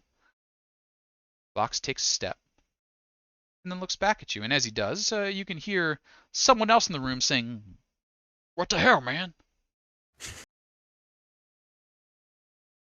Cheney, Jenny Mona. follows. I'll go in. Yeah. Does Can I anybody else take want a to check out that other tunnel? Not now. Let's deal with them first. can I take a glance on the map? It's the right side to see if Sure. there's another one on the other side. There is. There's another of those weird gates sticking out of walls thing. Jenny will try to pass through this one. Yeah. Cheney, you walk through no problem. Hey, we're here. Whoa! It's okay, hero. It's not okay, man. It's not okay. This isn't okay. Oh, no, don't worry. We're not gonna attack you. We're nice. And Hero, if his name is to be perceived correctly, is looking up at you, and he's got like goggles on, and then another layer of goggles over top of that, and then another layer of goggles over top of that. You can see that there are several straps going around behind his head because, as we all know, the more goggles you wear, the smarter you must be. He's got all manner of things laid out on this massive table. There's like a beehive in a basket. There's like a skunk in a box. There's just all kinds of creepy crawly things in jars. There's sticks that are attached to other sticks with string. Just all kinds of nonsense going on over here. Are you in charge?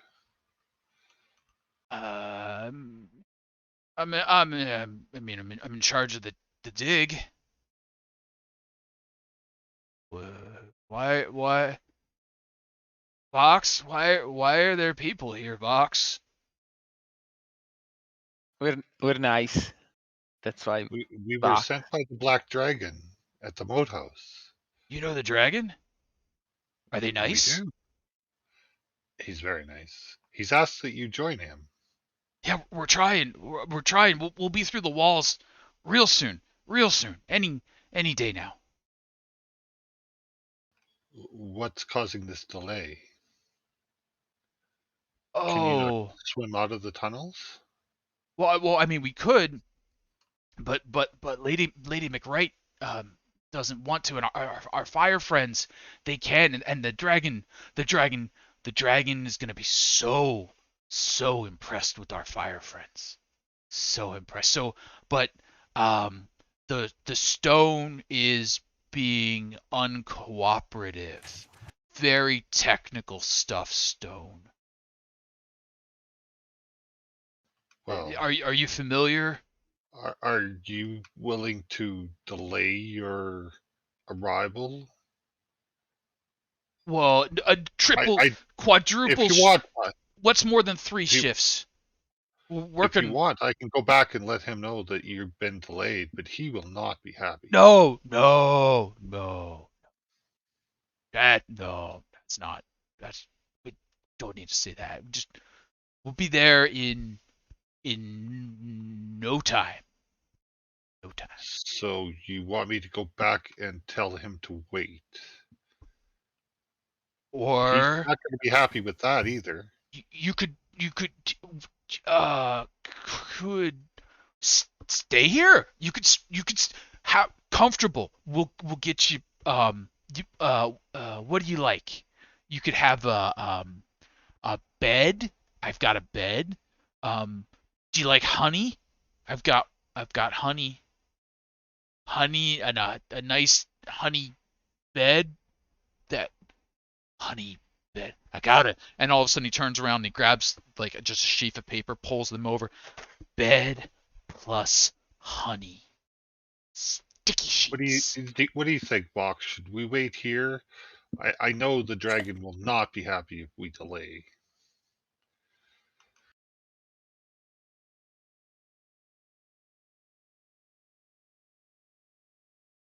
Uh, uh, uh, uh, I, uh, I mean, uh, who's the foreman? Sir is sort of in charge of the dig. And here's I'm in charge of the dig. Vox, back to work. We don't want the dragon waiting. Right? But you're making him wait. But that's why Vox needs to get back. Vox, how could you delay us? Get back to work, Vox. Sorry about Vox. He looks up at you. I mean, Vox, we were told to come and get you, like, today. Time is of the essence. I feel like if there's a fire guy, you can come back for him. oh, I mean, I, I mean that's not what. Dragon's great benefits, but he does not like being kept waiting. I mean, It's fine. We'll go back to the dragon and let him know that you're delayed because of some fire guy. Maybe the other kobolds in across the lane will be a bit happier. We could get them instead. no. Vox, why didn't you take them to Buffet? Why didn't you take them to Buffet? Yeah, they speak to the fire friends. They'll know. They'll know. Yeah, we'll get back to work while you talk it out with Buffet and the fire friends. I We thought want to you talk were in with. charge here. I'm in charge of the dig. And Vox works under me, and we work for Buffet, who works on behalf of Lady McWright. And we're gonna get back to. I should go inspect your work, Vox. You slacking Vox, you. Vox is like, what?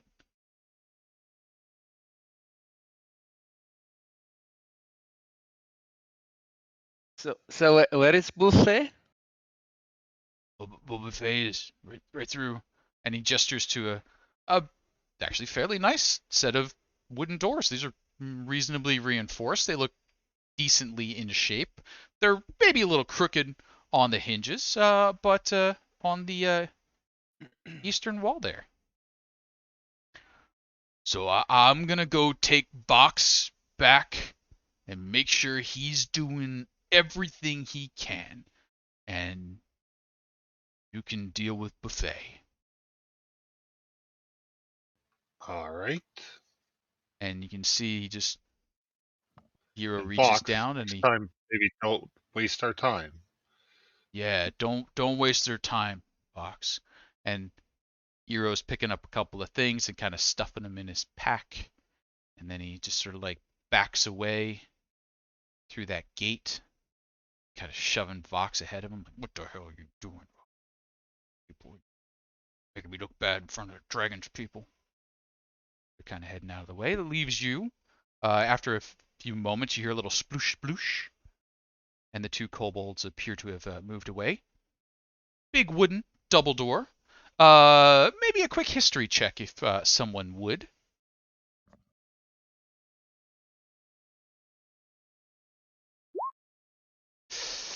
Elena, I mean, you recognize you recognize gnomish work, uh, but nothing more specific than that.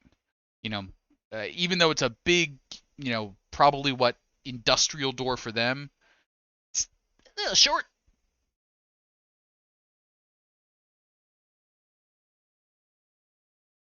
Is there anything left on this bench? Oh, there's all kinds of stuff left on that bench. I think someone could investigate that bench that I did mention had stuff on it.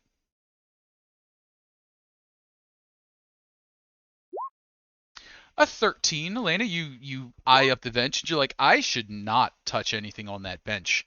There's a basket full of wasps. There's a skunk in a box. There's vials of creepy crawly things.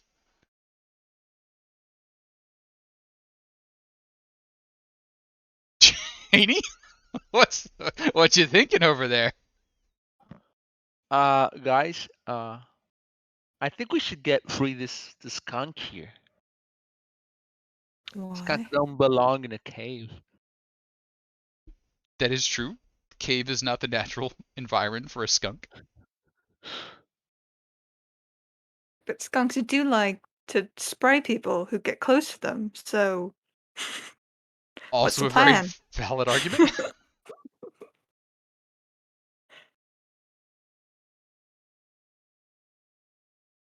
I think if that's what you wish to do, I would say go ahead, but let's do that later. I can do that later. What what's everybody's take on this buffet or buffet? It seems there is some hierarchy at play between kobolds. But ultimately, it seems they're driven by their fire friends that are calling the shots through Lady McWright. So I think we just convince Lady McWright that all this waiting is uncalled for. Um, and if she's not willing to cooperate, then we might need to make the fire friends disappear, removing any obstacle remaining.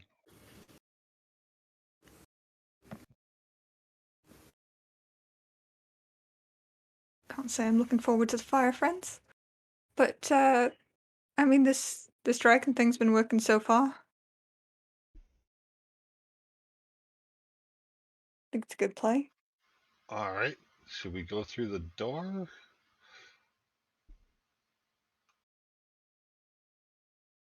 Said Yeah. I'll continue to let you guys do this ploy, but I will I will keep myself immediately ready for anything. So, Sure. Casey, one thing I do want to do, these turnstiles, Mm-hmm. they kind of, I mean, I guess I'll take it and push it back the other direction. There's nothing that we have to hit. It's just literally a kind of a free flowing, it goes around both ways, right? Just a free flowing. It goes around both ways. And as you're sort of like testing that out, and maybe you're like, oh, hey, maybe this is like those things that I've seen in that jail. You check one way, you check the other. Nah, it just doesn't quite make sense. Maybe it's broken. Is there any way to put pythons in it to jam it? Oh, I mean, if you wanted to jam it, that you could do. But any effort spent jamming it would have to be effort spent unjamming it, should you ever wish to. Yeah. Do you wish to jam it? No, not really. We may need to get a hurried escape, depending what we run into in this room. Feel like it's safer on that side than this side at this point. Mhm. You getting nervous? I don't like fire. Not my friend. But this is fine.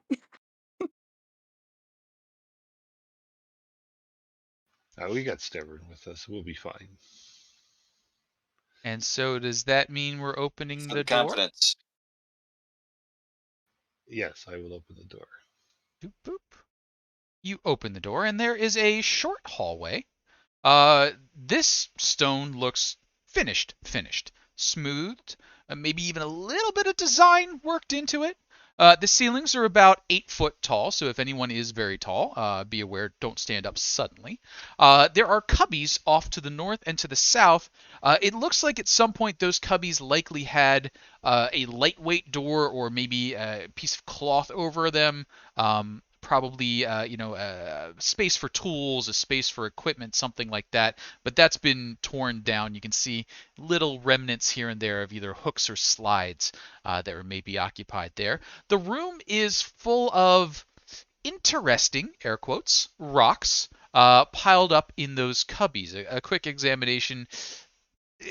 They're not gemstones by any royalty estimation, but they're pretty rocks.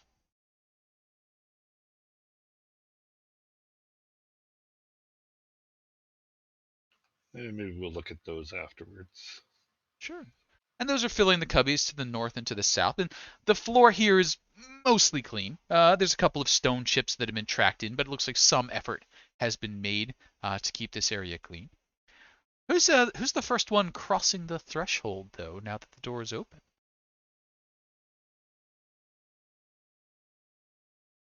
Cheney? Oh, Oh, Mona? Mona? Mona? Mona, you kind of Or- slide your foot forward, like foot slides forward, and even through your boots, you can feel the heat coming up out of the stone here. There's a marked difference. This stone is fairly solid and fairly warm. Um, it's not hot enough to burn you, but it's a sun-warmed stone on a summer day in a deep cave.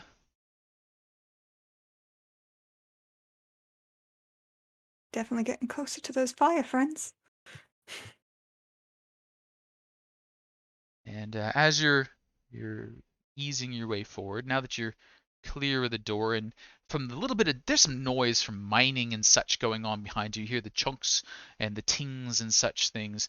Now you can hear something else. You can hear definitely a background noise of wind moving, that little bit of crackle that makes you think of a big fireplace, and some voices. They're droning, um, not quite in unison, but they're making the effort, and they seem to be singing the praises of something. In maybe that's Draconic. Does anyone happen to speak Draconic? Yeah. Cheney does. Okay, so we got two people who speak Draconic, and what you hear is a song of praise to the dragon, who will accept these glorious gifts and shower the assembled with favor and strength and protection. And it sort of repeats there. And then you hear another voice say, "Brothers and sisters, rejoice. The time is near at hand. Within a few short months the way will be open, and we shall travel with Lady McWright to the dragon. We shall bring our friends of flame with us. We shall have accolades, rewards, protection." And you're like, "Yay!" The door ahead of you has got some cracks around the outside, and it's brightly lit in there, enough so that you can feel the heat of the light hitting your face as you kind of line up and try and maybe take a peek through. But to get the right angle to kind of see what's going on would be a little tricky. I'd say two people could try pressing their faces to the door to get an idea as what's going on. So if two folks want to volunteer for the perception checks, they may do so. JD, you want to go check? All right, Cheney and Mona. Yeah, make one too. Cheney, maybe it's a little too bright in there. Your eyes are like, pew. Mona's got it though. Finally, some light. And Mona, what you see as you kind of peek through is there are probably a half dozen or so kobolds in the room, and they are looking at another. You can't see the kobold that they're looking at, but you know that they're there by the way the voice is sounding out. There are two massive pillars in the room, and those pillars seem to have furnaces or fireplaces, something inset in them. Do you have any metalworking skills, blacksmithing, jewelry making, anything along those lines? No. Okay, so you're not sure what they might have been intended for, but they're hot, and there's definitely fire going on in there. The kobolds seem to be, having some sort of meeting, pep rally, etc. 19's a real good. How about an insight check to go along with that, Mona?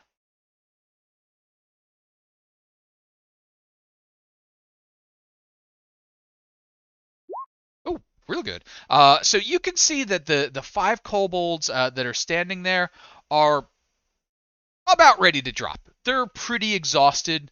They're ready to go to sleep, but they're just kind of going through the things right now. Like you can see their cheers are a little half-hearted, like, yay! What's everybody doing?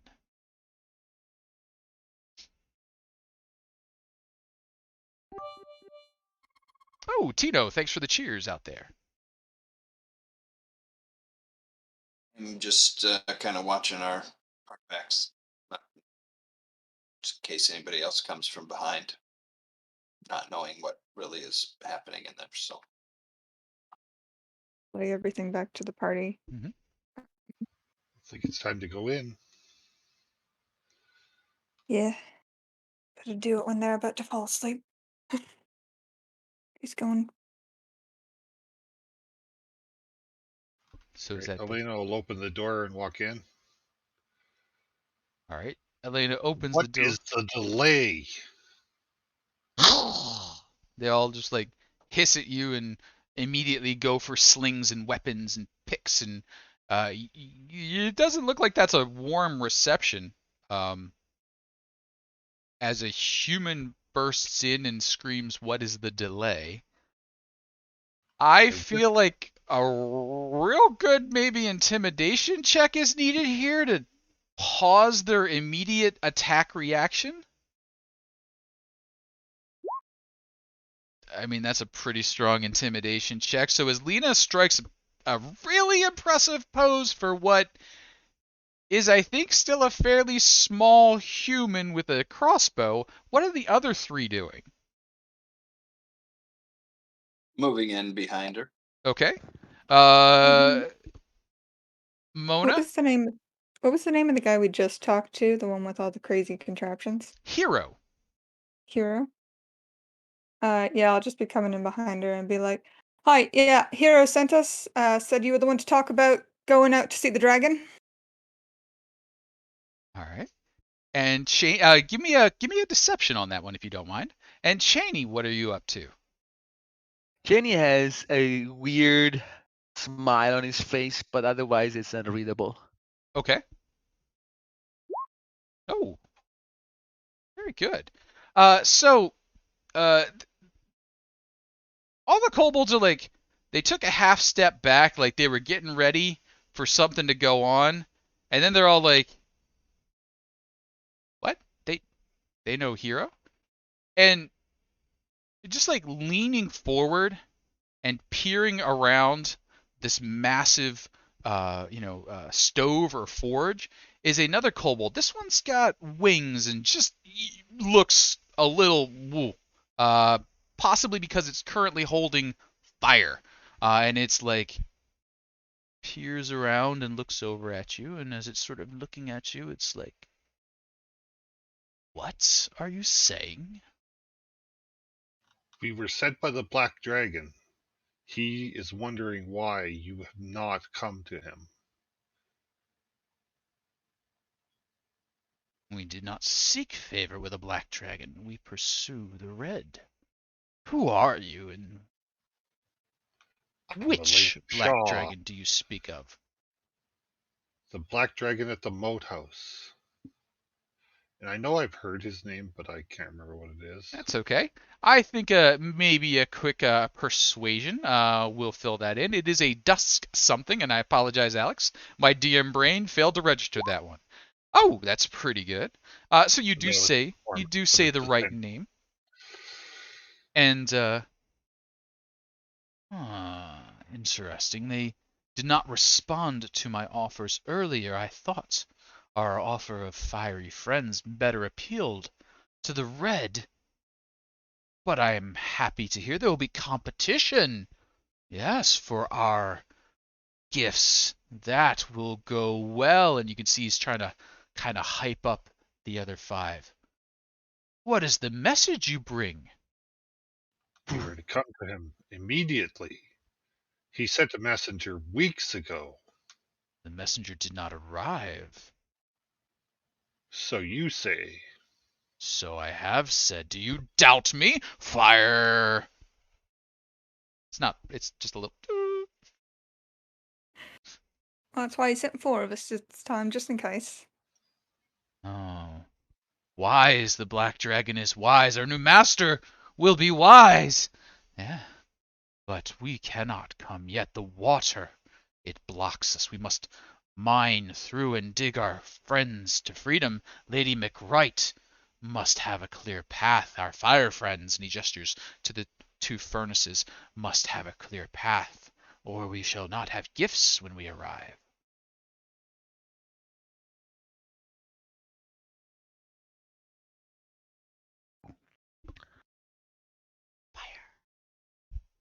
Is this what you all say?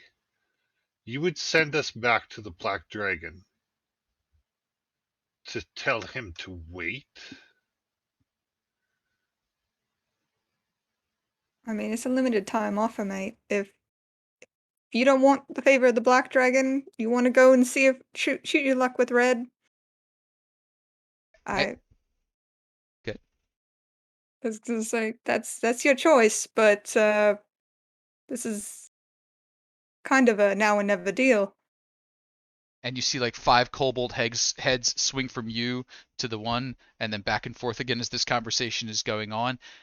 And the fire, and I have protected this clan for years, preparing. I know what the dragons want sometimes better than they know themselves. Fire!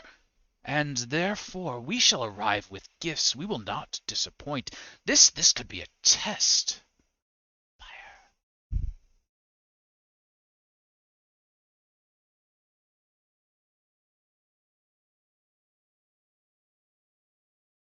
You're sure about that?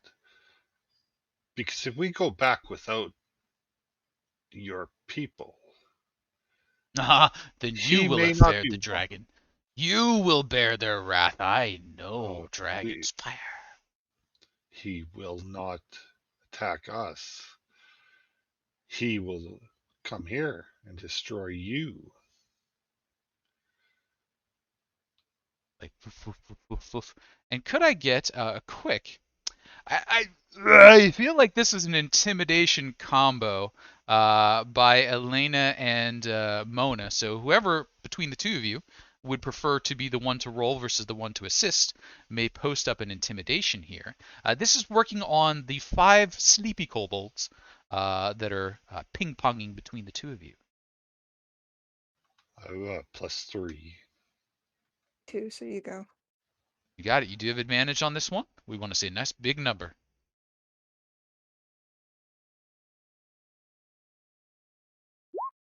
Ooh, 19's pretty good.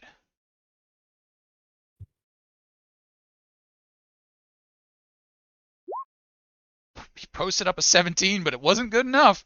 So the other 5 are like, Buffet, maybe we could go ahead and you could catch up. I mean, we were just gonna turn in for the night, but how? I mean, we could go and like they're like starting to like get behind you. And are you going to let 5 kobolds slip behind you? It doesn't look they have hostile intent in their body language, right? How about an insight check?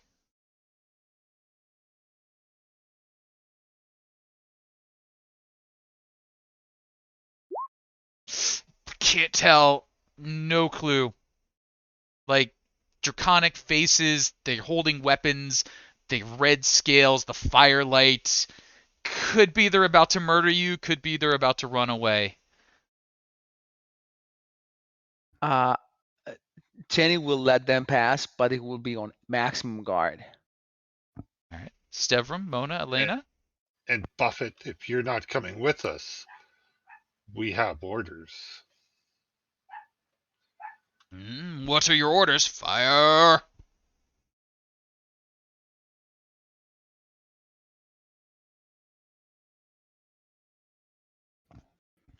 Should we really say it, dude? Oh, so You seem a smart you are one. not here in service of the dragon. You're here to steal the dragon's treasure. Fire!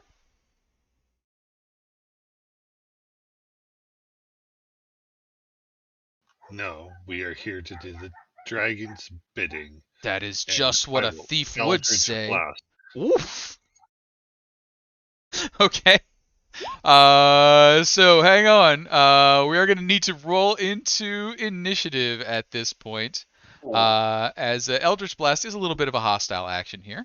Give me a moment, just remove all the turns. And if you could click on your tokens and then hit the D&D Beyond initiative. If we're lucky, it'll go through. If we're unlucky, I will add that manually.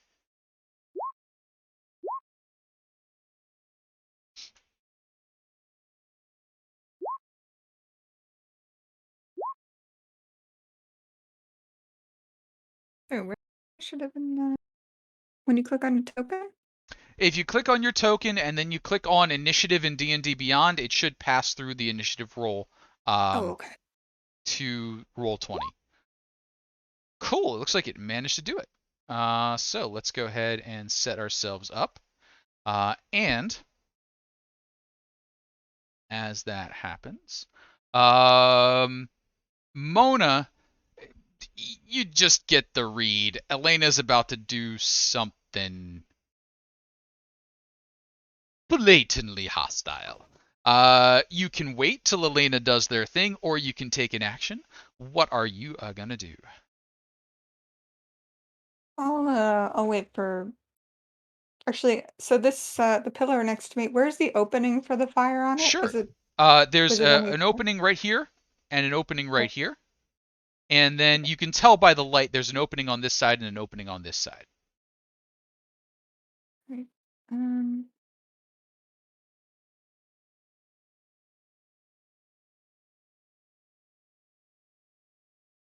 No, I'll just wait for Elena to do her thing. All right. Cheney.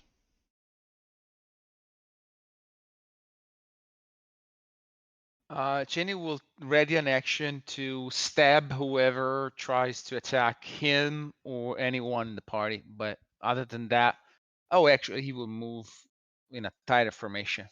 Okay, sounds good. Stevram.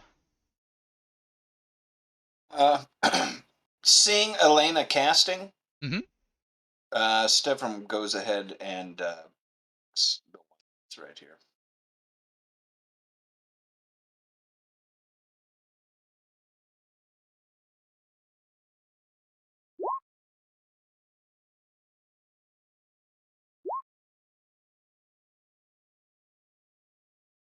Yep. Okay, right here. That's Charlie. that is gonna do. And Charlie can't handle a great sword that great. Boom, down. I thought they were going away. I mean, they were behind you, and Charlie has now gone away. Stevram, anything else? That's it. Elena, pew. Let's see here. I think you may have already rolled in at an 18. Yeah. And 18 is going to hit. Can I see a damage on that one? 11. That's a big damage.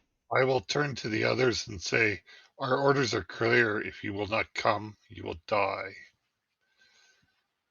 Buffet does not seem like he wants to fall down and die just yet.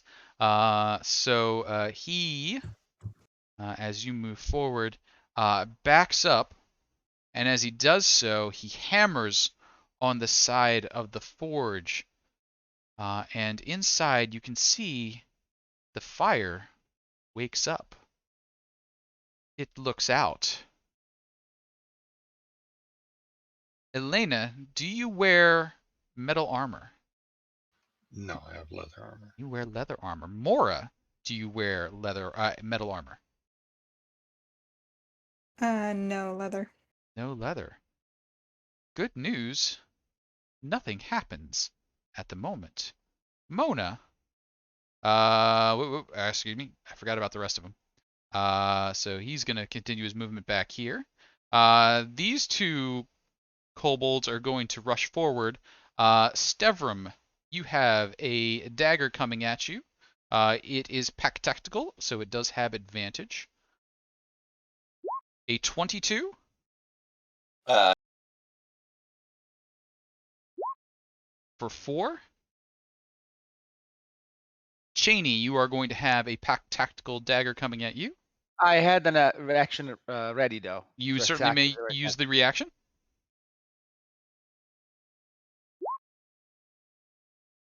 If a 15 hits, A 15 it will hit. a 15 will hit. So it is dying damage, 6 points of damage to you, but the kobold falls as it happens.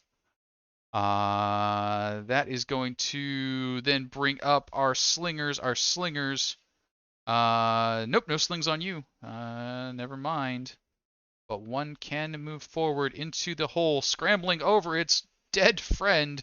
Cheney, dagger, pair of 7s, probably nothing there.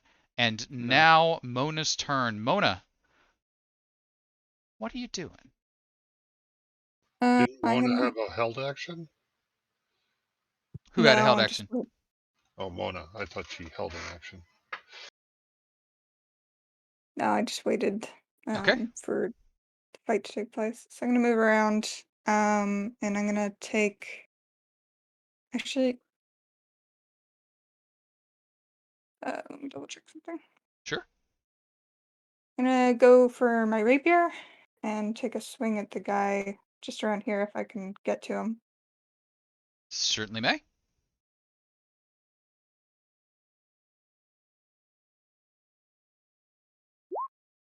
Whoa, 23 is a big hit. um, and I think since he's engaged with Cheney, am I allowed to use sneak attack for that? Absolutely. All right.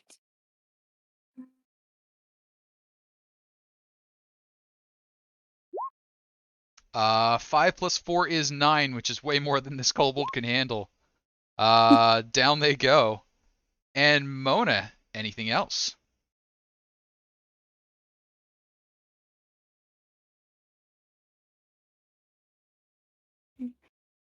I'm gonna just.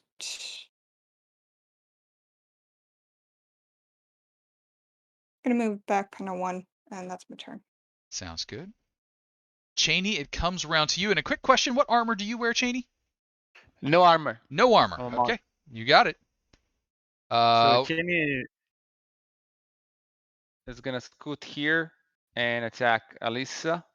Okay. It is short sword, trying a quick stab. 12 is the number we needed. Let's see some damage. Ooh. Alyssa goes down. Cheney And then will. given that then I did a attack action as a Mhm. bonus, I will kick Johan in the butt. All right. Come on, Johan, you can handle it. No. Oh, Johan can't handle it. Damage? 7. Ooh, Johan cannot handle that at all. And down. Kobolds falling left and right and center. Cheney, anything else? I did action, bonus action. I will move, and I will move next to Elena, doing like a martial art. Ha! All right. Stevram. Quick question. What type of armor do you wear? I wear my. Oh. I wear chain. Gotcha. Under the circumstances, seeing all of this, not really knowing what this thing is,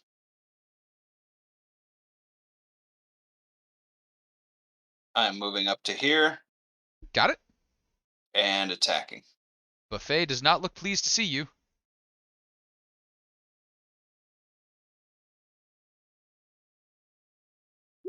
18 is going to hit. 14 is an amazing amount of damage, but Buffet is still standing, though the health bar is blinking red. Stevram, anything else? That is it for now.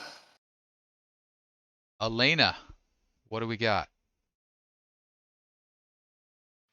I will bonus action Hex Okay. Our friend Buffet, Boop, boop. who's apparently on the menu. Seems to be at the moment. 15 is a number that you need. See some damage. Another 13 and 2, and that is it. Buffet falls.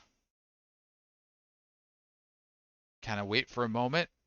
Another moment passes. Nothing seems to be happening. We're going to drop out of turn order. Looking around the room, you can see that, Elena, it's very obvious from your position, as is Cheney, that the the one fire looks animate. It's got a face, it's got eyes, it's looking out at you, it's looking around. Just magma or fire is dripping down off of its body, pooling on the end of its nose and dripping down, but whatever it's looking for, it hasn't seen what it wants yet. The other one, there's fire. That's hot, but it doesn't look that way. In the room, cobalt bodies are cooling on the floor. You can see that this was probably at one point a workshop of some sort. There's tables on either side of the wall, but the kobolds have shifted everything around, so the layout of the room is kind of wrong. You can tell by the light and dark colored splotches on the floor. There used to be other equipment or things in here, but they're not there anymore. What's everybody doing? I'm gonna start dragging kobold bodies and finding hiding places for them. Uh, um, sure. There's a doorway to the north that is currently closed. I guess you could stuff like a couple of kobolds like Like, under the desks, like in a drawer, but does this seem like it's gonna help? Like, I mean, probably do we not. leave these dead bodies here? I feel like this is not gonna help our case trying to get them out peacefully. Oh, pieces out of the window, I think. Yeah, I don't think they were coming peacefully. Throw them in the second fire. You could throw them in I the mean, other fire. yeah, I mean, if you're gonna get to the bodies, you just burn them to a crisp. So you open the other vent. It's a sizable cubby. It I think we asked. Nobody in here has any blacksmithing, metallurgy, glass blowing, jewelry making, anything like that. So again, it's just a fire with weird kind of racks in it. But with a little bit of a shove, you manage to get a kobold in there. It starts to sizzle, and over time, it'll ash. Um,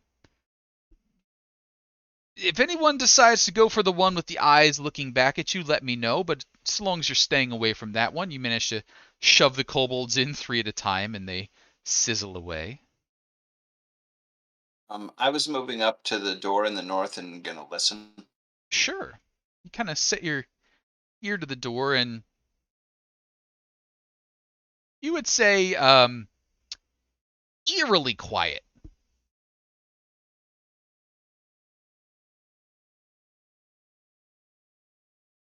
Do we want to check this out, or just go out and kill the remaining three,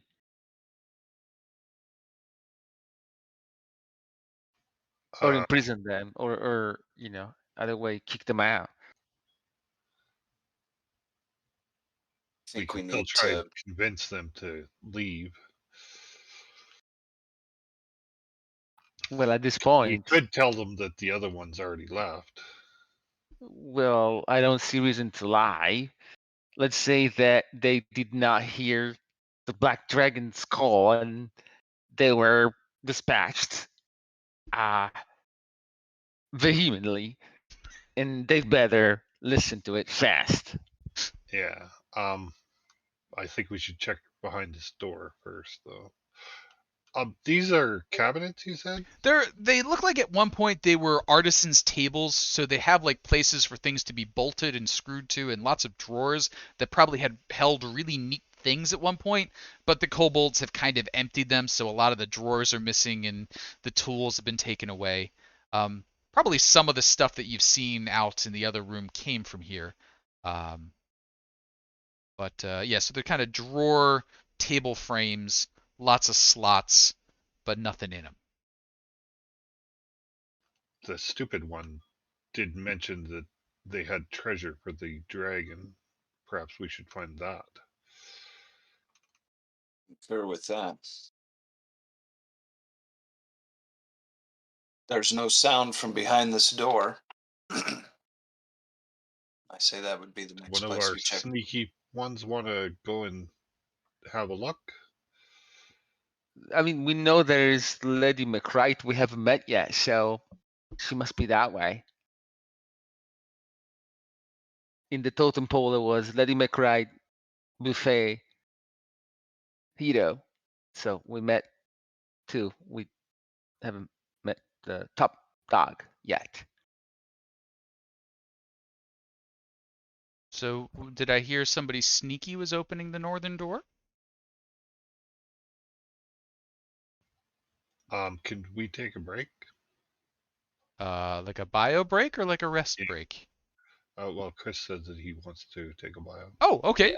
Thank you for the reminder. I always manage to get excited and forget such things. So let's take a bio break. We'll BRB and be back in 5.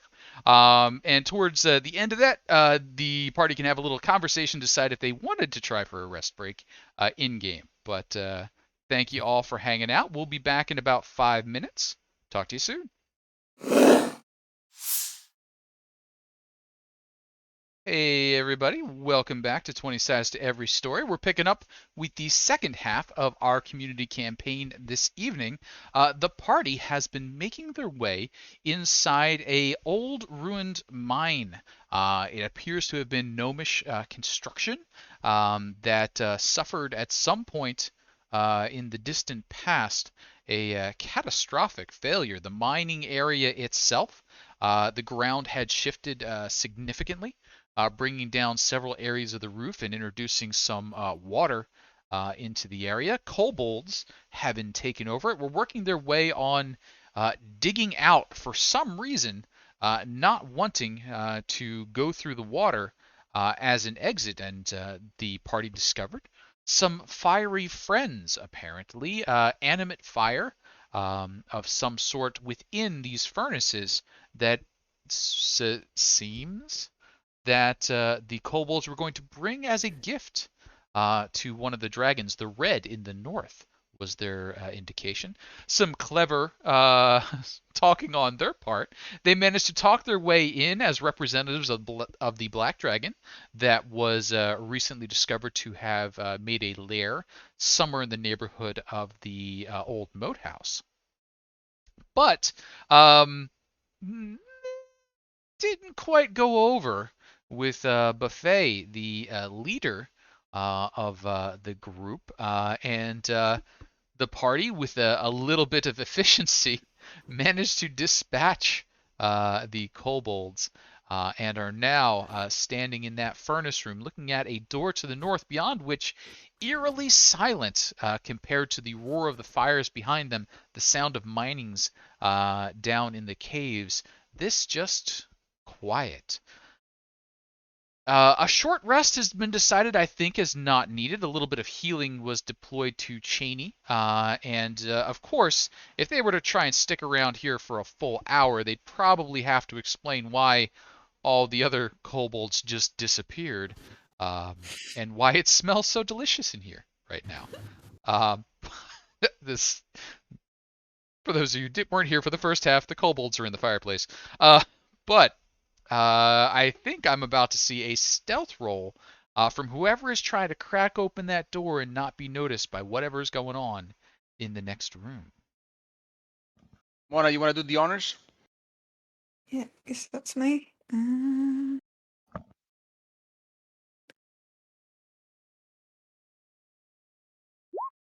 Result. As you open that one up, you can see the next area is a fairly small room. The original design, probably this was just to, give a little bit of a windbreak from the delicate processes going on in the forging area and whatever is going on out here. But it is filled with mats laid down. Probably this is where the kobolds sleep. But there's another set of double doors to the north there, just 15 or so feet ahead. Right. Kind of sneak in there and try and check that next door. Got it. As you open that door, still quiet. No noise going on here, but there's some oddities in the next room. Several pieces of fairly large and heavy machinery are laid over on their side to your best guess. What you're looking at looks as though it would be the bottom. You can kind of see up and into it a little bit. There's a handle or leveler protruding from the top. It's over on one side. And as you kind of peek around and peer around, you can see there's a saw blade. So it looks like maybe something from a lumber mill or possibly a stone cutter that's been pushed over onto its side and arranged as you see it there, with the blades pointing towards the doors in the north.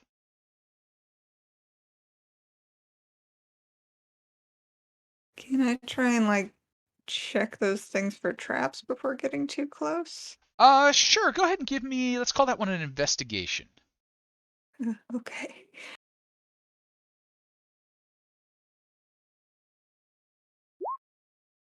No idea what these things are. This is weird It's fine. aliens. Then I'm gonna go in. All right, you go up to it. I mean, it's a big kind of metal box. Looks heavy. There's a lever sticking out like this, coming out the top, and there's a round disc with saw bladey teeth on the front. Eh?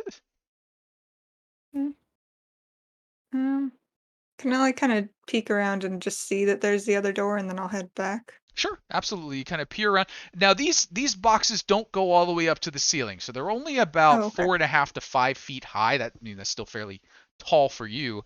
But as you kind of peek around to the side, you can see that blade is only about 2.5 feet off the ground. So about 5 feet high is the box. Towards the middle is the blade. Yeah, there's like kind of enough room that you could like crawl under the blade or like maybe jump over it and pivot around or just step on it to get to that little spot in between, or just climb all the way up atop the boxes. I'll kind of peek my head back through the two doors and motion everyone to come through. Um, then yeah, I guess I'll just try and scoot around the blades. Sure. Do you need any kind of roll for that? No, I mean, as long as you don't mind crawling on your belly to get through. I mean, for you, Yeah. it's not too much of a duck. 2.5 feet isn't too low for you.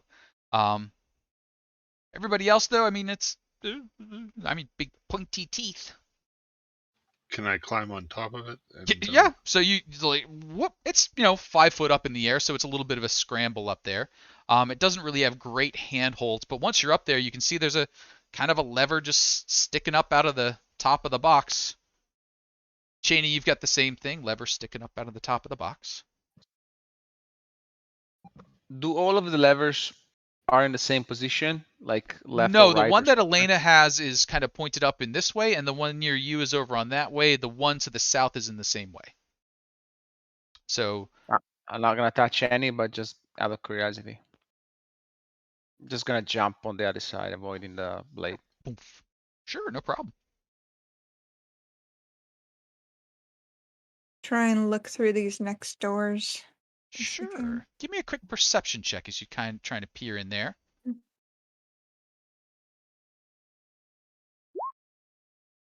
19. Pretty good. The only light coming through at this point is coming from behind as well as the coin you have, but you managed to work it out so that you're able to see into the other room. There's a wooden box in the other room, and a few seconds of leaning to one side and to the other.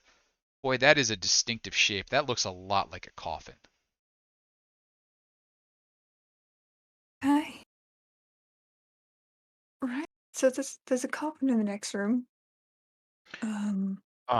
Is it gnome shaped, sized, It is or no? sized for a small creature. Then it makes sense. Uh, And I scoot in.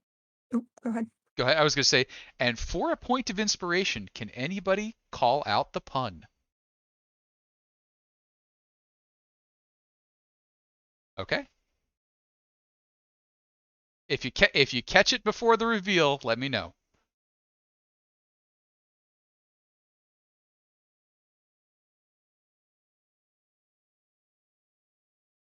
Just try to get in the room and take a better look if I Sure. can. You get in the room and you take a better look, and on the top of the coffin is the words Lady Annabelle McWright. Oh, I must step right back out of the room. So, Okay, so the coffin is for the person that they're following.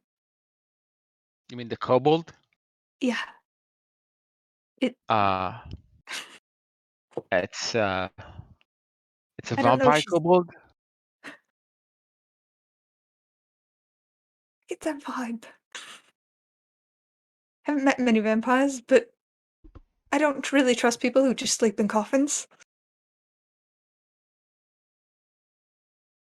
That are undead, maybe.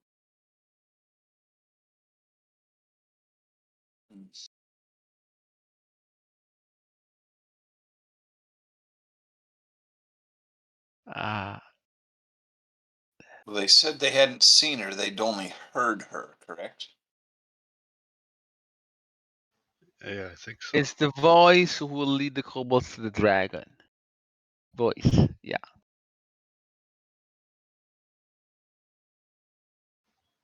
Well, we were sent here to take care of kobolds. But they said Lady McCrite is a kobold. I mean, I don't necessarily trust them, but that's what they said. So, why is she sleeping in a coffin? Is she already dead? I mean, all of this tension is killing me. So Jenny will walk and knock on the casket. you give a little tuk tuk tuk. Pum pum pum. As Pum you pum pum I'm gonna pum hide pum. around the corner. as you knock on the coffin, the lid begins to open. And as it does, you realize it's hinged on both sides and sort of slides up and then slides away. This is obviously manufactured for dramatic effect. There's a bit of like fog that rises up out of the coffin as it does, and then Lady Annabelle McWright rises. She's in classic pose, arms over her chest, white gown, tail curled off to the side. She just does the standing up. And she looks at you, a bit confused, to say the least. And Hi. Lady Anemic Right looks at you and says, "You are not my followers, but you look delicious." I'm not delicious. I don't know that she believes you 100%. And so could everyone please click on their tokens and roll themselves into initiative. Uh,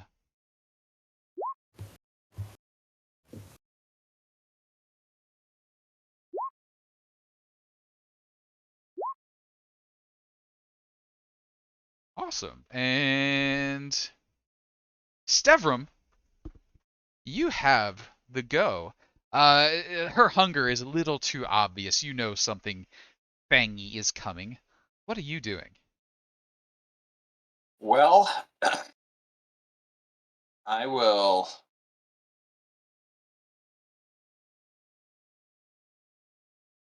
down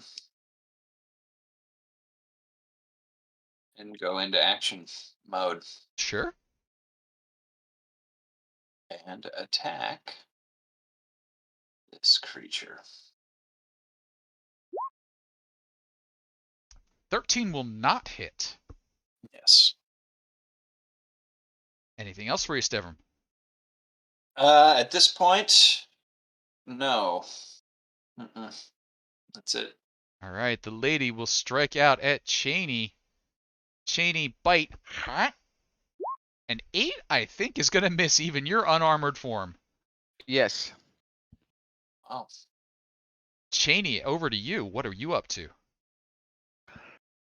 Kobold, you're a little bit too close for my taste. Like, her fangs are scraping against your stone skin? I'll try to stab. Certainly may. 15 will hit. 6 points of damage. It does hurt, but maybe not as much as you would have hoped. She is resistant.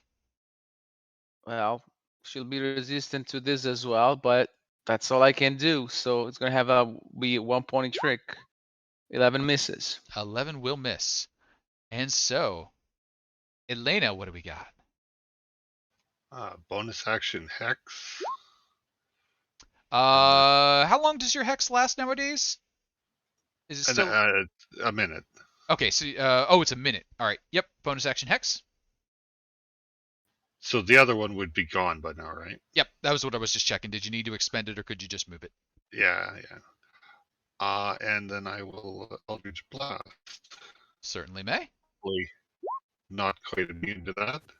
Not immune to that at all. 15 works. 7 is damage, and the hexy, I'll use the one up there. That will give us 7 points of force damage. And just a quick double check on that necrotic. Does resist the necrotic, but it does make her flinch. So a little bit of a higher number, and the necrotic would work. Elena, anything else?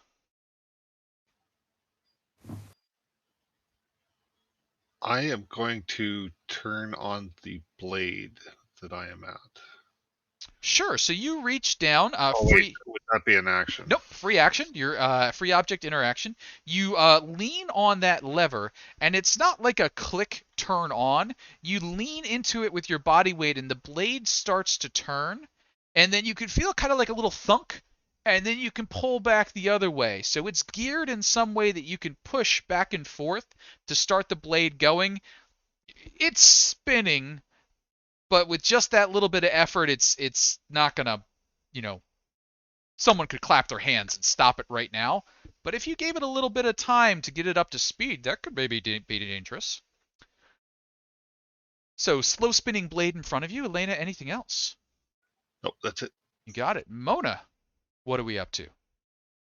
Alright, I'm just gonna sneak up next to Cheney and take a strike with my rapier. You got it.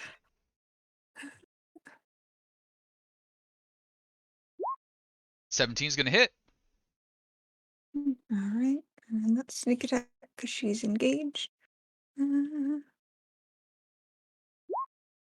9 plus 5 is 14 points of damage.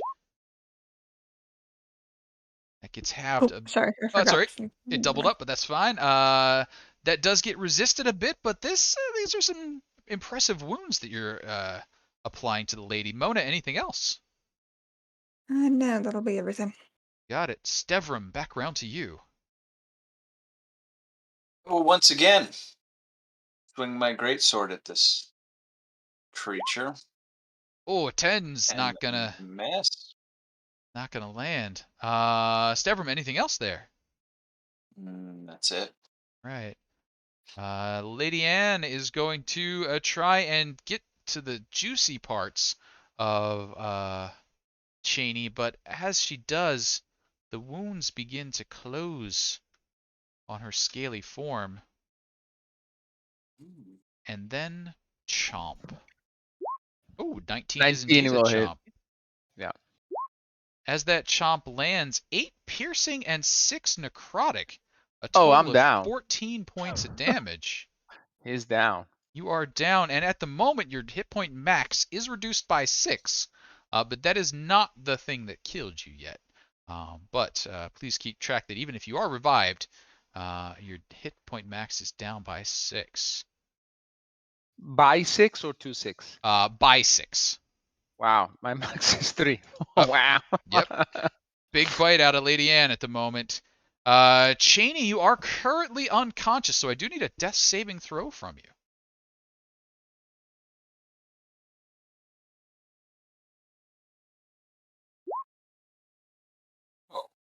13 is 1 on the plus side. We're okay Do I there. do I need to roll something for permanent injury, or we do it later? Go ahead and give me a d6 for the unconsciousness for the permanent injury. I believe you want a low number. A 1 is There a it is. nice low number. You are not permanently injured yet. Elena, what are you up to?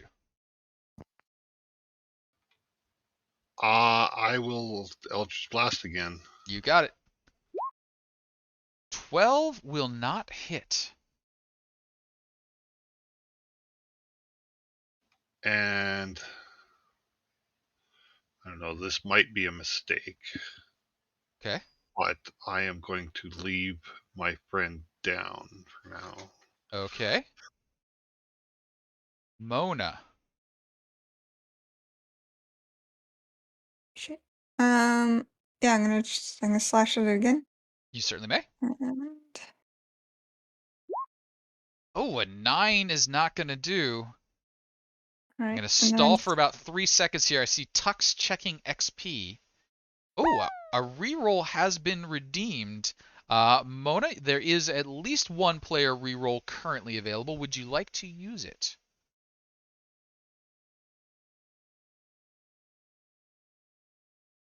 no, I'm gonna leave it in case there's no death save. All right, there is a. And I'm just gonna scoot to the side in case Lightning needs to get in. You got it. There is a player reroll on the books. Stevram, it is back Oh, round to you. all right.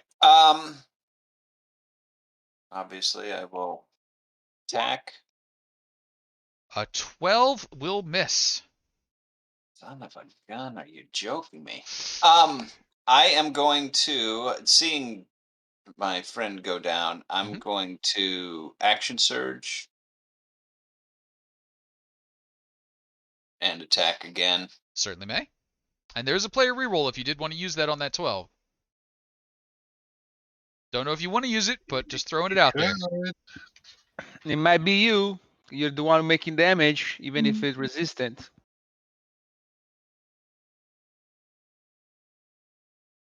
All right, I will. Okay. Come on, better than an 8. 8 or better would be good on the die. No! Are you kidding me? Oh, that's a 1. That is a 1, but we're not playing the critical fail table tonight. So go ahead and just give me the action surge attack if you do want to use your action surge still. Yes, I do. All This is right. crazy. This is crazy. Come on, guys. You did so well on the other ones. 21's a hit. There we go. 9 points of damage. All right. Wounds are opening and closing, and unfortunately, Lady Anne's wounds have now all healed back again. Her healing is outpacing your damage. Lady Anne looks between the two of you and goes after the one that's been hitting her the most recently, which is going to be Stevram. Stevram, we have a bite coming in at you. A 10, I believe, will miss. It is a miss. Cheney, I do need to ask you for a death saving throw. You've got 1 on the good side.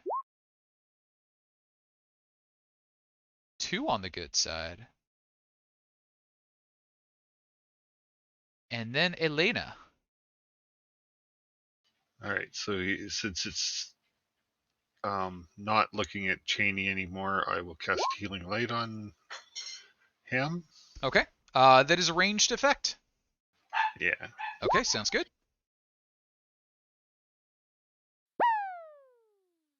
Ooh, and Tux has favored us with another reroll, so you've got 1 back in the bank. So you get 2 hit points. Yeah, my maximum is 3 right now, so that's good. Yeah. Efficient. Elena, what else have we got? Eldritch Blast. All right. No, not with a 7. I will re-roll that. All right. Not with a 10 either. Crazy. Oh, have you guys inherited the Witchlight curse? Is this where that set of low rolls has gone? Mona, What are we doing? Uh, yeah, just keep slashing. 22 is a good slash. Oh, good. And you do have Stevram in combat, so you do get to do stealth. I Or do. sneak. Let's see. I'm not sure if does it automatically do it? It does. Yep, it got it in there.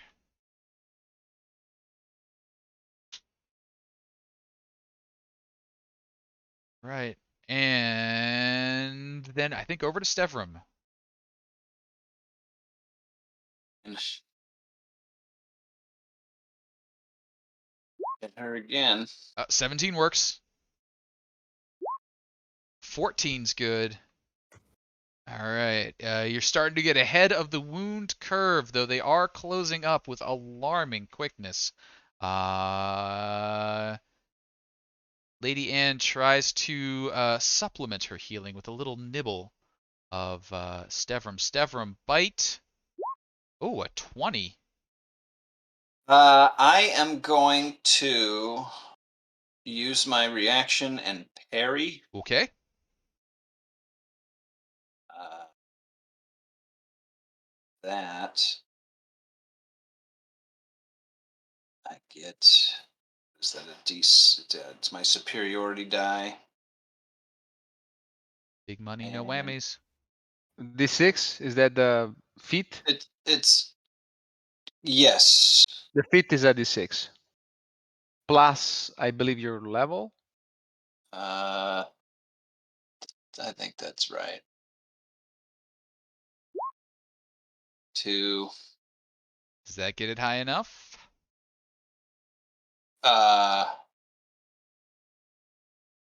Yeah, my AC is 20. Your AC is now 20? Correct. So she meets it and beats it, so the bite does land. Oomph. 8 piercing and 6 necrotic. Did that roll properly? Yeah, she just rolled real good. The same as the other one. Yep. So I was Matt. checking my rolls. So that's what, 14 damage? 14 total damage. Right. And please make note that you cannot heal beyond those 6 at the moment. And that has closed the last of the wounds on Lady Anne. And something just went pew in my ear. I think that might have been another reroll from Tux. Tux is keeping you supplied there, folks. One reroll back in the tank. As we move to Cheney. Cheney, you are no longer unconscious. You now are among the vibrantly alive, unlike Lady Anne. But you are prone, so half movement if you do wish to stand up. I'll stand up and move here and then go dodge because my hit point maximum is 3. And if she hits me again, I'm dead automatically because of the reduction. So I'll stay there, give advantage, but it's going to be a dodge action. Sounds good. Give advantage. We are not playing flanking. So okay. if you want to give advantage, you could do the help action. She does Okay. not look like she's attacking you at the moment. She looks like she's trying to take Stevram out currently. You know what I'll do? You know what I'll do? I'll move here Okay. and I'll shoot their. I mean, I'll disengage this round and then next round just shoot with the range. But Okay. this round, stood up, disengage, move there. You got it. That'll bring us over to Elena. Elena, what are we doing? I'm going to try something different. Okay. I'll Sacred Flame her. Oh, Sacred Flame. Dexy Chexy. Oh, passes with a 20. Lady Anne is on fire. All right. That's all I can do. Mona. All right. Seems to have been working. So go roll again. 16's a big hit. All right.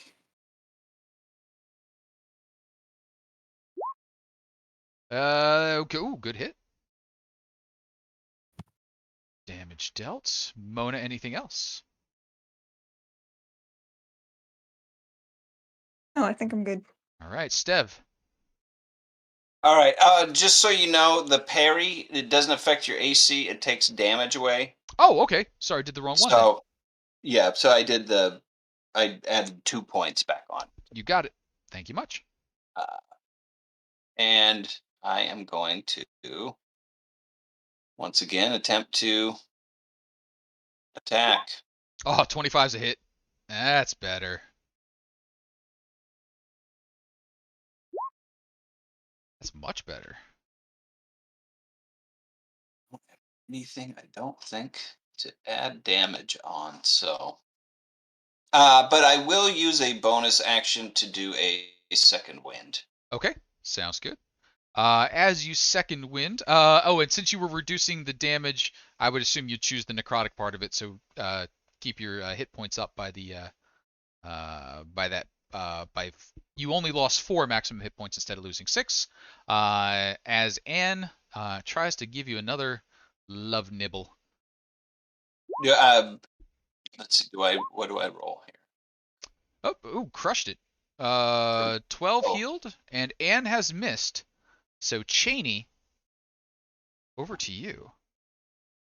I just realized that a dart doesn't really do a lot of damage, but why not? We need to do some damage to it. I know, I'm coming back. You horrible monster. I'll kill ya. 19's a hit. 5 is some damage. It's very little, but then he will continue with unarmed strike and miss. That is a miss. There is a player reroll sitting out there. I'm not gonna use it for an armed attack. All right. Not against a vampire. That's going to bring us over to Elena. Elena, what do we got? 8 on the Eldritch Blast is going to miss. I will use the reroll. All right, reroll deployed. Oh, 7's even worse. This is crazy. It's a rough set of rolls. This is really crazy. Come on, you guys, See you what can I finish call her it off. Mona, what are we doing? Yeah. Stabby stab again. Stabby stab. Oh, 22, yeah. Yeah, That's the yeah, right we kind can of roll. stabby stab. Let's go. 10 is good. All right. You are ahead of the curve now. She's looking wounded more than she ever has, and Stevram still has a go before those wounds begin to close once more. Stevram, what do we got? Back. Oh, 22? Yeah, yeah. Ah. 10 is a solid More than hit. that. But those wounds do begin closing once more. She doesn't look healthy, though. Not that she ever really did. But as she clambers up once more, trying to find the soft spot on Stevram. Stevram, bite. 16, I think, misses. 16 is my AC. Oh, it is your AC. Ooh, rough day. Yeah. Damage. Something went ba-ding. I'm not sure what that was. I'll find that out in a moment. But gosh. 8 plus 13 points of damage there. Real good that you did your second wind. Is that enough to keep you awake? Yeah, I had 19 out of 23, so it took me up as many as I could. But Got it. now it's down 4 and 8. Okay. And as you lose strength, she gains. She still looks hurt, but much less so than she did before. Cheney, what are you up to? And thank you out there, Pruno, for the subscription. 33 months on a streak. The Age of Christ. Good job. Cheney is gonna stabby stab. Stabby stab. 19's gonna hit. 5 is damage. And then unarmed strike.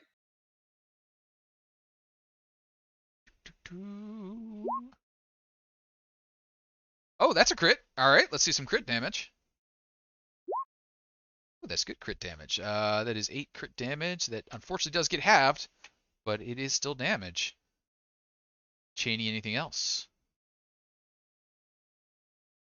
Nope. Got it. Elena. I will Eldritch Blast again. Okay. And I can't miss again, right? I don't want to be the one to say that. Yeah. Oh, Yep. Yeah, I can miss. It's fine. I can't tell if I didn't deduct a reroll or if you've still got one left. I'm gonna say you have one left, but you might be getting a freebie. Do you want to use a reroll? Yes. Okay.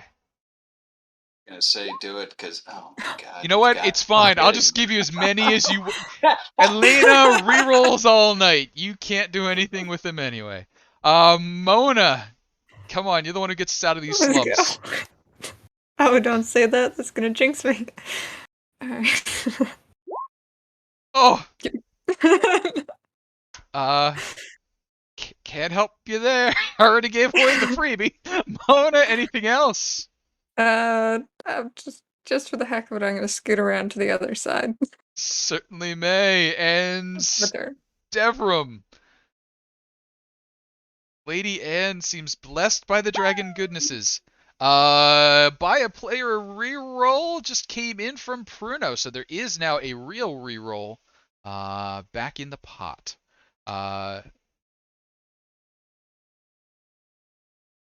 back. Oh, that's a hit. 11 is some damage. And Lady Anne begins healing once more.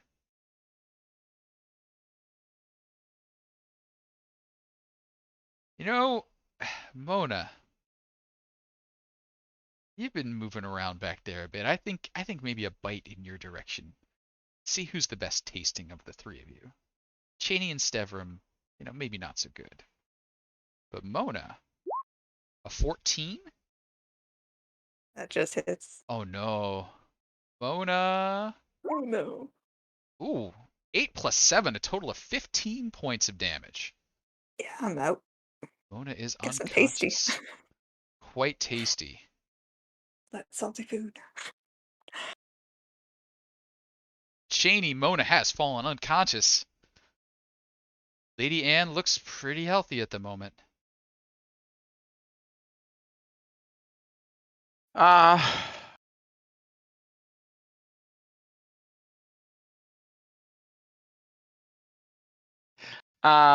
gotta attack because otherwise we're all dead. Okay. Sorry, Mona.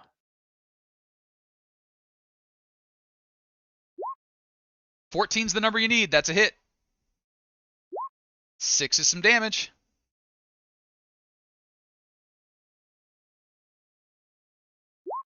14 is again the number you need. 7 is some more damage. Cheney, anything else? Nope.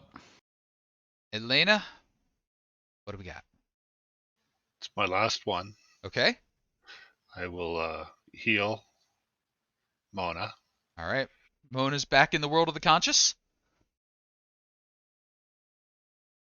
So do I have hit points deducted? So you are down. What is your maximum hit points?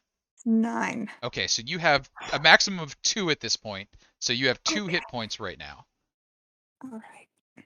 But you do have 2, which is more than 0, which is the important part. That's what I have. So we're, totally on the same level here. Perfect. And again, I will try an Eldritch Blast her. Okay. 20's a hit. Oh my god, really? Yeah.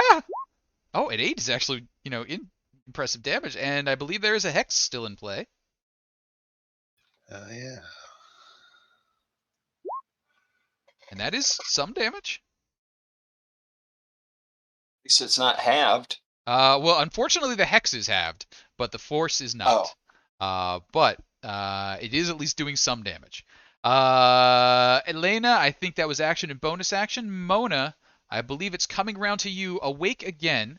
As you wake up, could I get a d6 from you? You would prefer not to roll a 6 on this, because that is the permanent wound roll. A 2 is fine. You stand up with no lasting harm other than the vampire thing going on. What are you up to? I'm gonna disengage. Okay. And just scoot kind of back. Guess I guess just behind.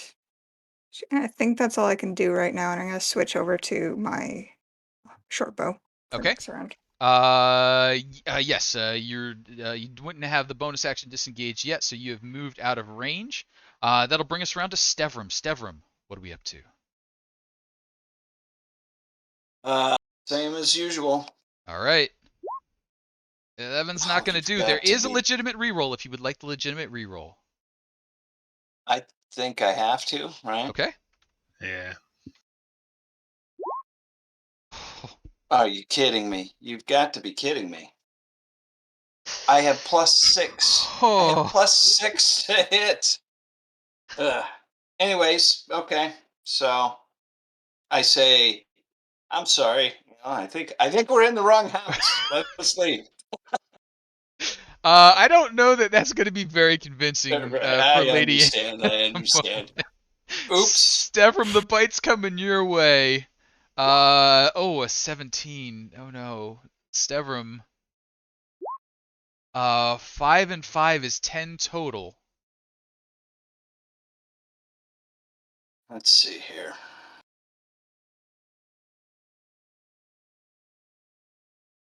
I'm in 5. I am going to use my last to parry. Okay. Come on, big number. 2 is a good number. It'll reduce Nope. that down a little bit. Is it enough to keep you up? Nope. I needed a 5 All better. right. So that's what? 7? No, 8 Down points. to 8 points of damage. I am down. Stevram is unconscious. I do remember that there are 2 healing potions floating around in the party. And Tux has gifted you with another player reroll. And so, Cheney, what's going on? Same dilemma. I go take the potion and feed it to him or attack. And given that this creature is healing damage, it's a problem. It's a real conundrum. How does the creature look? Does it look like badly hurt? At this point, she looks about as bad as she ever has, but she's been just continuously regenerating as she just feeds off of you each time. So she, I, you don't think you could take her out in one batch of hits? Maybe Ah, if for sure. everybody hit her, but it's just been So I'll such a move here. yeah. Jenny will move here. If he can retrieve the healing potion Sure off can. of Sevram, and then just pushing it strongly through his throat. All right, Stevram, heal your 2d4 plus 2 hit points up to whatever your current maximum is. And then Cheney, so that is your action. Bonus How many action, points? 2d4 plus 2. Right. I cannot do any bonus action because my bonus action only depended on me doing take the attack action. So yeah, done. All right. Elena. Oh, good heal. This is not going well. You're the one that if you could crit it and do max damage, it might be enough, but your rolls have just not been on point this evening. No. Oh, come on. There's one in the bank. Do it. It's gonna Alright, be you at fine. this point. We just Oh! I don't even know why I bother, just wasting them. I promise the CR on this creature is not as high as you all are making it out to be. Elena, bonus action or movement. Nope. All right. Mona, you are conscious, you are standing, you have your bow or choice of items. What are you doing? Take a shot. All right. Alright. 19's a hit, 19. and you have friends in combat, so sneaky. Okay. Let's go. Come on. Please, for the love of God. Oh, it's only 6. There's still some damage. Stevram, you are conscious but prone. What are you doing? Can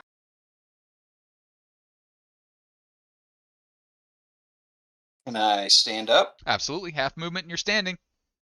Half movement, and I'm standing, and then I am going to attack. All right, let's see it. 18's at least a hit. It's a good start. 12. Ooh, 12's a good bit of damage, actually. Nice hit. Stevram, anything else?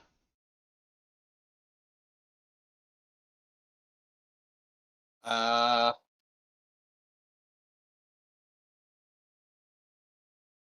hmm. No, All right. I don't think I have anything. Lady Ann's going to play the eeny, meeny, miny, mo game. Number 1 is Cheney. Number 2 is Stevram. Who is the juiciest? Stevram, you are looking juicy. Bite from Lady Ann. Oh, Lady Ann. Jeez, please. What is going on here? Just can't miss, and we can't hit. That's what's going on. Oh, I think that's going to be a down to you at this point. That is correct. All right. Stevram is downed, and I believe hit point maximum has been reduced to the point where they will not be revived by a healing potion.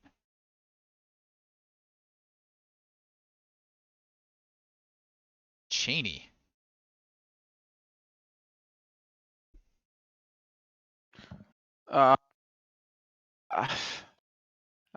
Cheney is speechless, so we'll just stab. I mean, at this point, we're probably going to be all die, but he will go down swinging. 21's a hit. 4 is some damage. Yeah, just not what we need. 21's another hit. 6 is some more damage.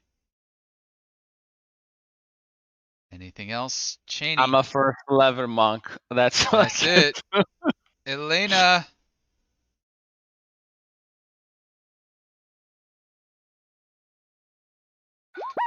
Oop, and a reroll just went I through. actually Hey, hit. that's a hit! You didn't need the reroll, but one did come through. 6 points of damage there, and can I see the Hexy? Another 2 from the Hexy. Oh, we are down lower than we have ever been. Lady Ann looks as bad as you have ever seen her. She's not dead yet, though. Come on, Elena? Mona, finish her off. Mona? You know, is it possible to switch back to the rapier? Or is that a Sure, you can switch back to the rapier. Too? Yep. All right, I'm gonna step in then. Dropping the bow. Steps in with the rapier. Come on. Come on. Come on. Oh God. I don't want to take PK. I've got a bad reputation scared. already. 16's a hit. Okay, show me big 16. damage. All right. Oh, that is big damage. Hang on, is that? Still got one beat up. That is 11. That is 11. 5.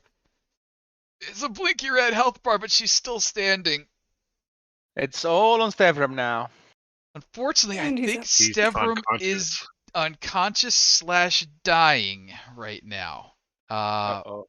But That's correct. what I'm going to say is there is a statement that a 20 on a death saving throw revives you with 1 hit point, and I'm going to say that specific rule outweighs all other. So Stevram, you do at least get to roll your death saving throw and see if you can pop back up with 1 somehow. Do I click death save? How? Yes, death save, please. Wait, hang on, wait. I just heard a pew pew noise. Yeah, no redeem award net 20. Thank you, Daw. Oh, Dawson. Dawson, you are giving up a wandering monster in Dave's game in the future? Is that what I heard? He is indeed. Stevram, would you like to take advantage of the nat 20 waiting for you? I believe that I will. You rise with 1 hit point. You shouldn't be standing, but you are. Maybe those rumors about, good old Cuthbert aren't for naught. Stevram, you need to do. Hang on. 8 points of damage. She has 4 hit points. You need to do 8. She is about to start healing. I need to hit first. You need to hit first. But there is one player reroll, There right? is a player reroll, absolutely. Come on, You buddy. won't need it. It's fine. Oh, Oh my god. that's an inauspicious start. Oh my god. I'm going to assume you're deploying that player reroll. Yes. All right, come on. A 15 is one more than you needed. That's damage. Now I just need to see 8 or more damage. Come on. No. Oh, You're killing me, buddy. We're all dying here. You don't know what the tension is here. Lady You're Anne is standing joking. at the end of your attack with 1 hit point. And then the wounds begin to close again as her vampiric body heals. She is up to 11 hit points now. And then she tries to bite you once more because juicy Stevrum just keeps having a little more blood. Stevrum, an 11. That She is a miss. finally misses. So the party has a chance here. Cheney, we need to get some damage on this vampire. Please, what can you do? A net critical. I was But the thinking bad you guy. The bad What's guy. happening? Let's see here. Hang on. Something is ticked past. Tux has got us a player reroll back in the pot. So if you do wish to use it, you may. Do it. No, I'm No, do it. losing Do player it. now. No, Tux- do Full it. damage. Tux Do is like full damage. mugging people in the chat to scramble up coin for this. All right, the unarmed strike hits. Let's see some damage there. Oh, 7's good. 7's good. All right. 7.5 gives us 3, down to 8 natural hit points at this point. As we move to Elena, who has the force blast that doesn't get reduced and rolls an 8. Ah. There is a single player reroll floating out there. They're left for you. You better don't miss. Do it. I'm gonna Do it. miss. Do it. No, Oh, you're not gonna 18's a hit. miss. 18's a hit. Force damage. 12. That's it. That's it. And Elena, how does this go down? Thank you, Alex, for resing Stevra. That was super helpful. And I just like I'm not even looking at this point. I'm just head down, firing the firebolt or the Eldritch Blast, and just got lucky with the shot. Sounds good. Lady Anne falls, her body withering and then turning into dust, and then just settling back down to nothing. You've been adventuring enough to know that it's probably good practice to destroy that coffin, just in case. But congratulations, party. You have defeated Lady Anne McWright. Make right.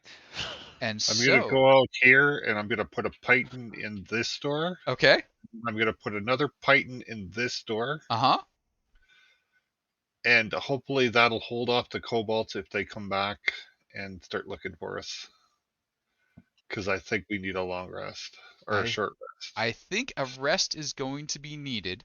So let's take care of a little bit of housekeeping. And that is, I don't know, Stevram, did I get a permanent wound roll from you on that last knockdown?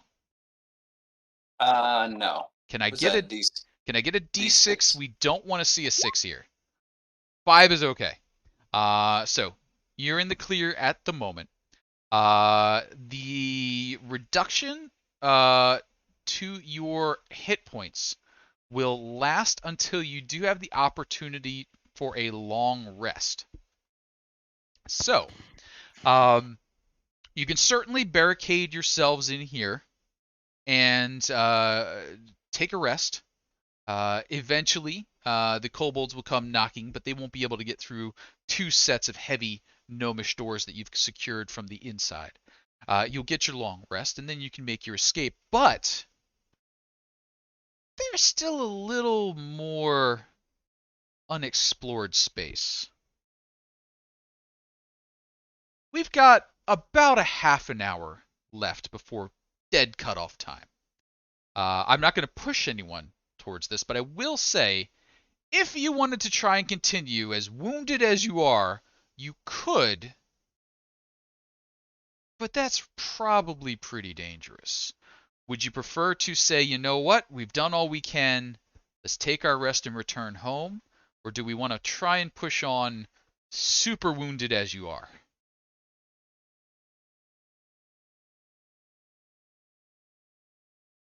For me, for Cheney, being wounded, not wounded, still means that one hit is gonna put me to death. So I'm okay. That's the problem of first level character. So It's true. I would like to see what's beyond this. I don't think that there'd be much. Okay. As far as we know, she was the boss. I mean, as far as you know. So it sounds like there's but at least a little bit of curiosity that leads someone to peek into the next area. There's a hallway that runs down a ways, and the hallway seems to be lined with nooks where things could be displayed. Likely at some point in the distant past, it was meant for showpieces that would have come out of the mind, particularly nice gemstones, samples of rock, that sort of stuff. But nothing in those alcoves at the moment, just sort of places on the wall where they might have once been. Towards the end of the hallway on the eastern side, you can see that there's another door that leads south. But just in front of that door are 2 bodies, one of which looks to be a kobold that was bludgeoned to death. It's very, very splattered. And you can see that there are pythons hammered into the bottom of the door to the south. Someone else had thought to lock the doors. There's also a body that's much, much more decomposed. A zombie, gnomish. So hundreds, maybe more years old that have been down here. The air must have been sealed, something must have been preserving them, because that looks ripe enough that it's probably only been sitting out for a couple of weeks, maybe a month at best. But gnomish zombie, squashed kobold, closed and pythoned door. What might the party be doing? it looks like the lady right sent a kobold to python that door, out of which zombies will come. You think there's more in there? For sure. Otherwise, they wouldn't have bothered python the door. Python from the side that we're on, then? Mhm. Correct. So if you'll be standing on the north side of the door, it looks like that kobold died pythoning that door closed.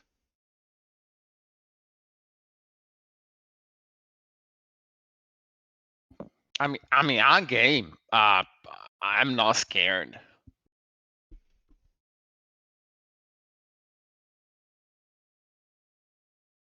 I am terrified. Not terrified, but I'm severely wounded. We were sent to get rid of the kobold problem, which we seem to be about ready to do. Not zombies. Maybe come back with some sort of holy person for that. You were hired for the kobold threat. This would be extra credit if you chose to do it. At the very least, I want to go hear that door. If there are zombies shuffling around, I should be able to hear. I think a perception check might give you some indication. So Jenny will walk to the door Mhm. and try to percept something. Try to percept.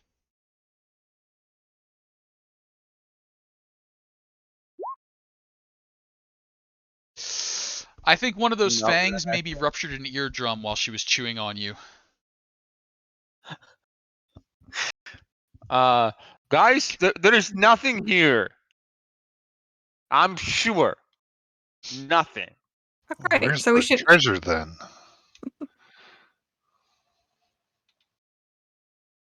Maybe it was just the fire demons. It did seem very sure about wanting to bring their fiery friends out. Come on Yes. over. And apparently they were somewhat trapped here due to the water. So as long as there remains water, they will remain here, and we can always perhaps come back and deal with this threat, or at least let them know that this particular threat is here. There is nothing here, guys. Oh, right. Okay. What's up here? That's just the end of the cubby. Oh, okay. Then why did they lock the door from the outside? Are the pythons on pretty low on this door? Like the cobalt might have done it? Yes, definitely looks like the kobold had done it. I'm gonna bang on the door. Dum, dum, dum. After 30 seconds or so, you hear thud. Something bumps into the door on the other side. A few more seconds pass, and then there's another thud as something else bumps into the door. Thud, thud, thud, thud. Sort of repeats. Sounds like there might only be two. How about a perception check?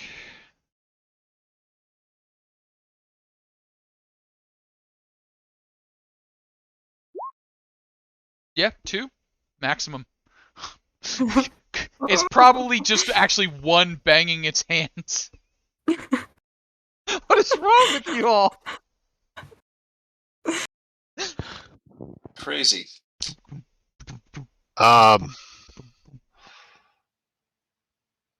Well, I think there's only one or two.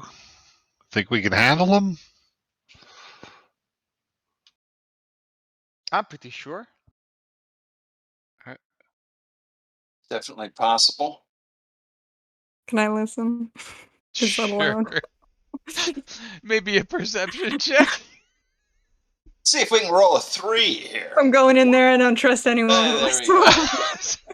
Simone, you just like get them out of the way. You like dust off your favorite cup, hold it to the door. You're like, no, there's no way. There's just one. There's probably 4 to 6 in there, and there are only 2 of them banging on the door because only 2 of them can get to the front. But they're kind of bumping and shuffling into each other back there. Yeah, no, there's a bunch of them in there. What are you? Did you guys listen to the door? There's nothing out there. There's at least 6. And I think, Mona, you look over at Cheney and there's like blood trickling down from the bottom of his ear. Oh. I don't know, mates. What do you think? I think that's where the treasure is. I think you might be right, and but I'm not certain we're capable of handling Oh. this. Does everybody have a ranged weapon? If we I do. stand back and let them come towards us and then just keep moving back and I've got darts. pick them off one or two at a time?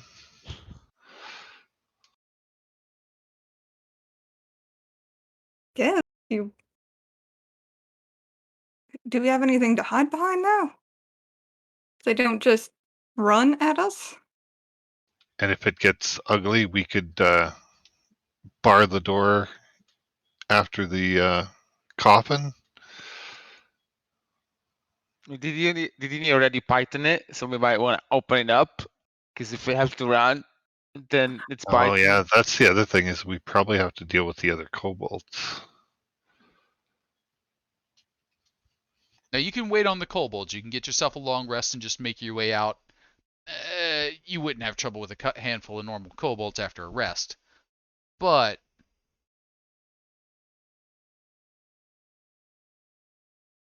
And if we stand back here, pick off a few of them, move into the room. I don't know. Maybe we get these blades running, chop them all up. It's honest. That's not a bad idea, honestly. Like I don't know if you only have darts. Maybe you want to get them started. Huh? I think you may have stumbled across the zombie defense plan. And so, how about a quick attack roll each, your choice, strength or dexterity. A 10 or better eliminates a zombie cleanly. So you can eliminate up to 4 of them cleanly before the final one needs to be dealt with pretty much face to face. And this will be using your fade back method as well as the zombie blades. So we'd like to see some attack rolls, please. Weapon of choice. If it has to be someone. Oh. Everybody? Everybody gets one. Yep. Oh. Want to see a nice batch of Oh Steph? my god, you're kidding me. Come on, Steph. Unbelievable. All I'm right. at +6.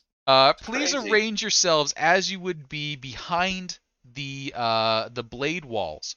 3 of the zombies have been eliminated. 2 will be making it down to the point at which it's in the final blade and now would be getting through if somebody wasn't there to deal with it. And we'll deal with the final zombie. How many hit points do you have now, Stibber? I have 1. Don't But worry. I Oh, am well then, don't be standing in the front. well. I will be using my hand axe with my shield, not my greatsword. Yeah. With that zombie, So- you actually want to do the great sword, I think. Because remember, they don't go down unless you do a lot of damage.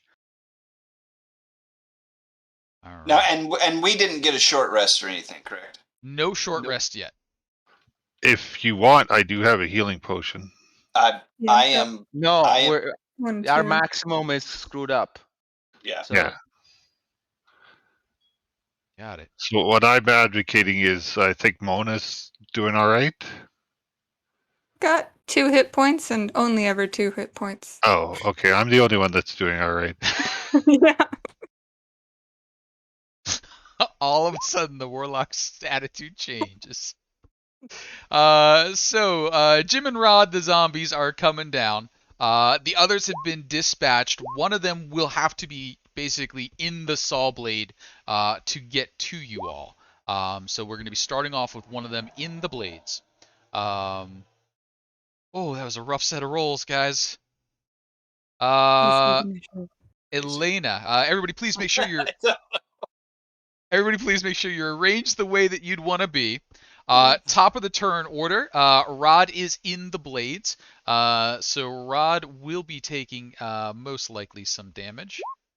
Rod is taking some damage, and would somebody be so kind as to roll me 2 of the d10s to represent the saw blade damage?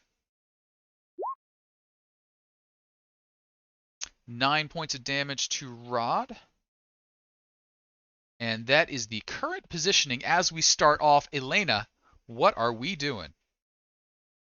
It's all I got. Eldritch Blast. That's a pretty good Eldritch Blast. That's a really good Eldritch Blast. That's on Rod. Rod has 1 hit point at the moment, but Rod does have 1 hit point. Jim is going to try and move forward, squeezing through Rod. Jim will be moving into the saw blade because zombies are just dumb. He will be taking damage. Could I have 2d10 for Jim's damage, please? Someone else. Want me to?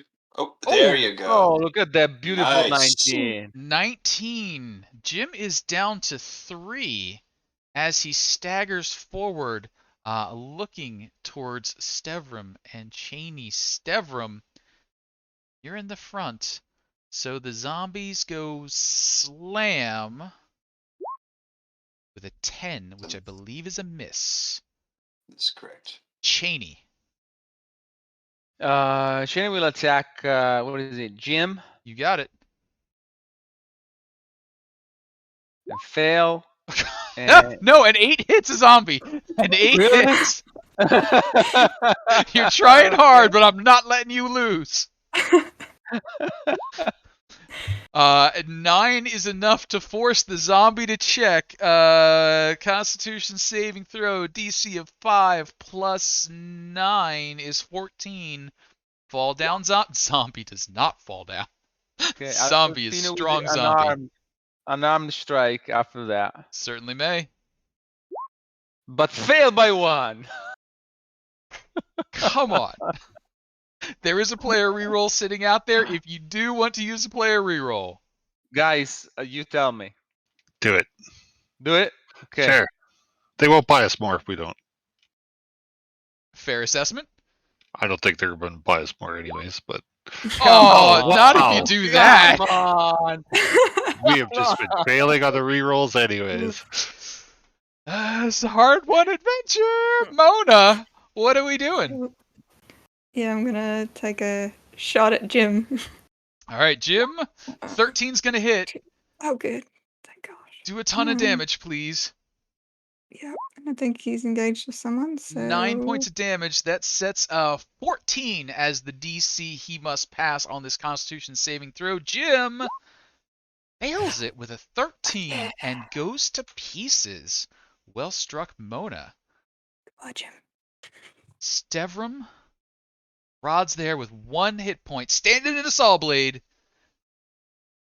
Stefan goes ahead and throws his. You want to do a lot of damage, remember, they have that thingy.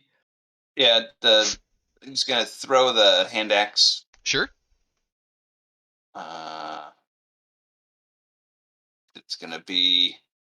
I guess I don't have that hand axe set up, but the plus is gonna be the same as the great sword. So. Sounds good. Are you kidding me?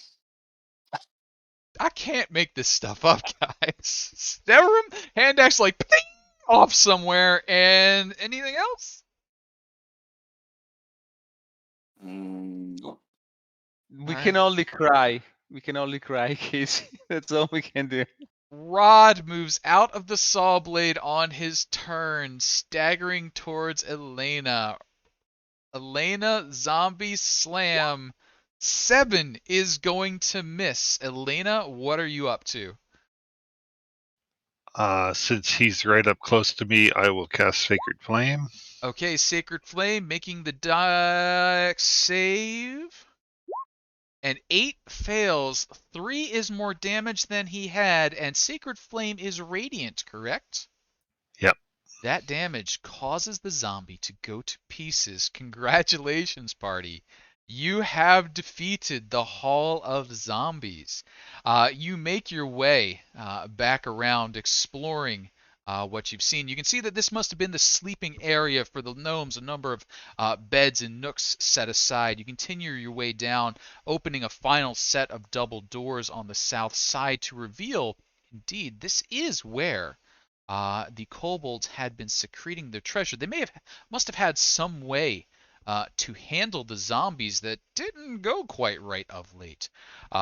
You find a number of shiny stones put away, but the singular piece, the important part, up in the wall, there is a mechanism, probably here since the gnomish days, and that mechanism is repeating the word geyser over and over again. Geyser, geyser, geyser, geyser, and beside it, a small bottle, about yay big, that is just spraying an absolute hose of water against the wall. Congratulations, you have found a decanter of endless water and a magic mouth on a stone that says the word geyser.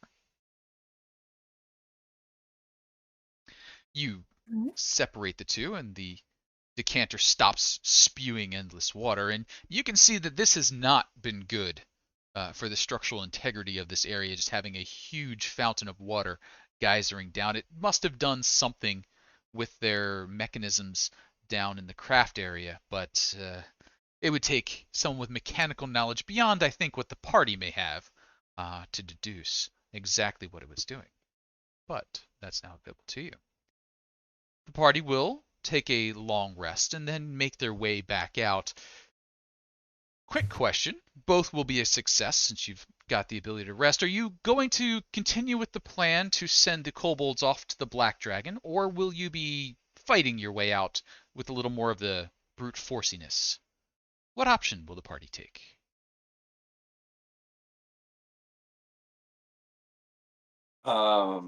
I would say let's just eliminate them. Yeah, it feels like if we send them to the Black Dragon, then they're going to just become somebody else's problem. Correct. Sounds good.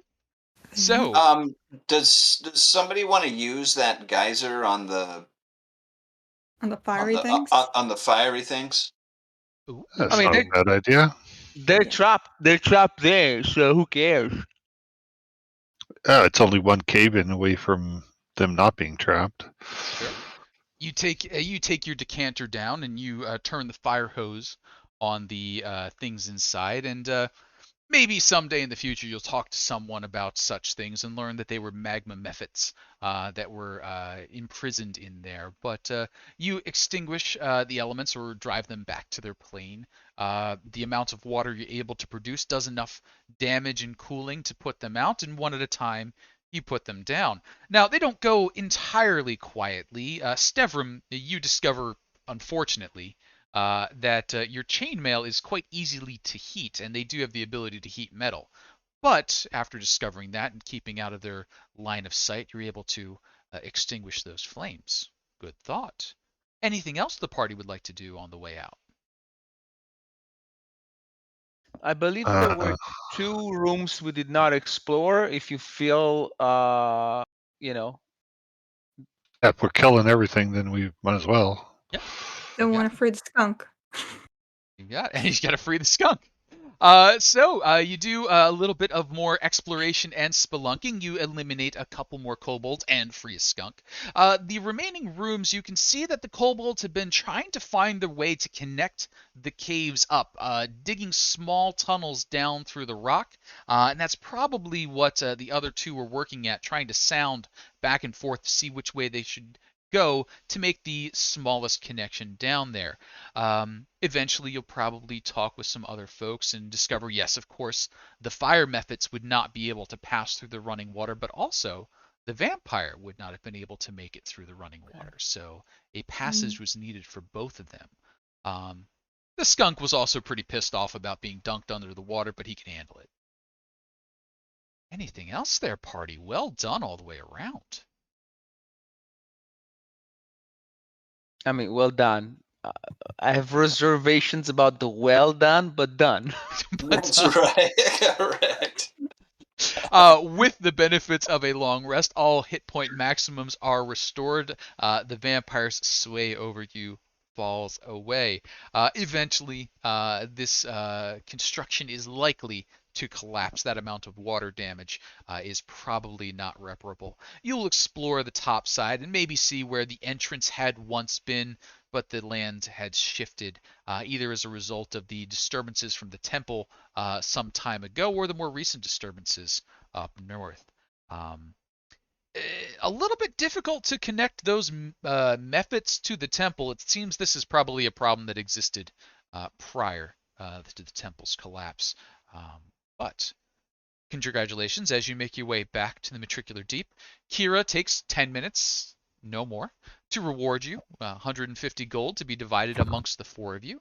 You have a decanter of endless water, which will allow you to decide who hangs off to off screen. Should you wish it, you have a stone that has the magic mouth on it that just says the word geyser over and over. I don't know if that's useful, but if you happen to want to say the word geyser a lot, you have a stone that does exactly that thing.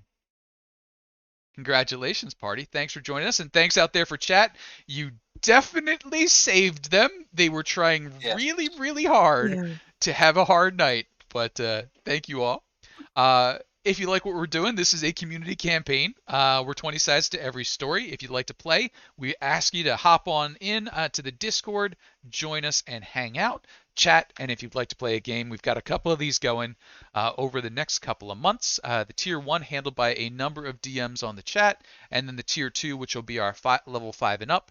Alex will be running, taking us into, I believe, the Princes of the Apocalypse storyline. We did the Temple of Elemental Evil to get our first batches of Tier 1s up to Tier 2. Now we've got a return to Hommlet, some special quests going on, cool quest board out there, and somewhere there's a murder mystery involving a donkey that needs to be uncovered. But I think our next one coming up, we've got a return to the temple itself. I believe some of the adventurers are heading into the temple real soon. We've got stuff going on out in the Cron Hills. We got stuff going on up in the mountains and all sorts of neat things. So hope to see you all there. Thanks, everyone, and we'll talk to you a bit later. Night. Night. Thank you, everyone. Thank you.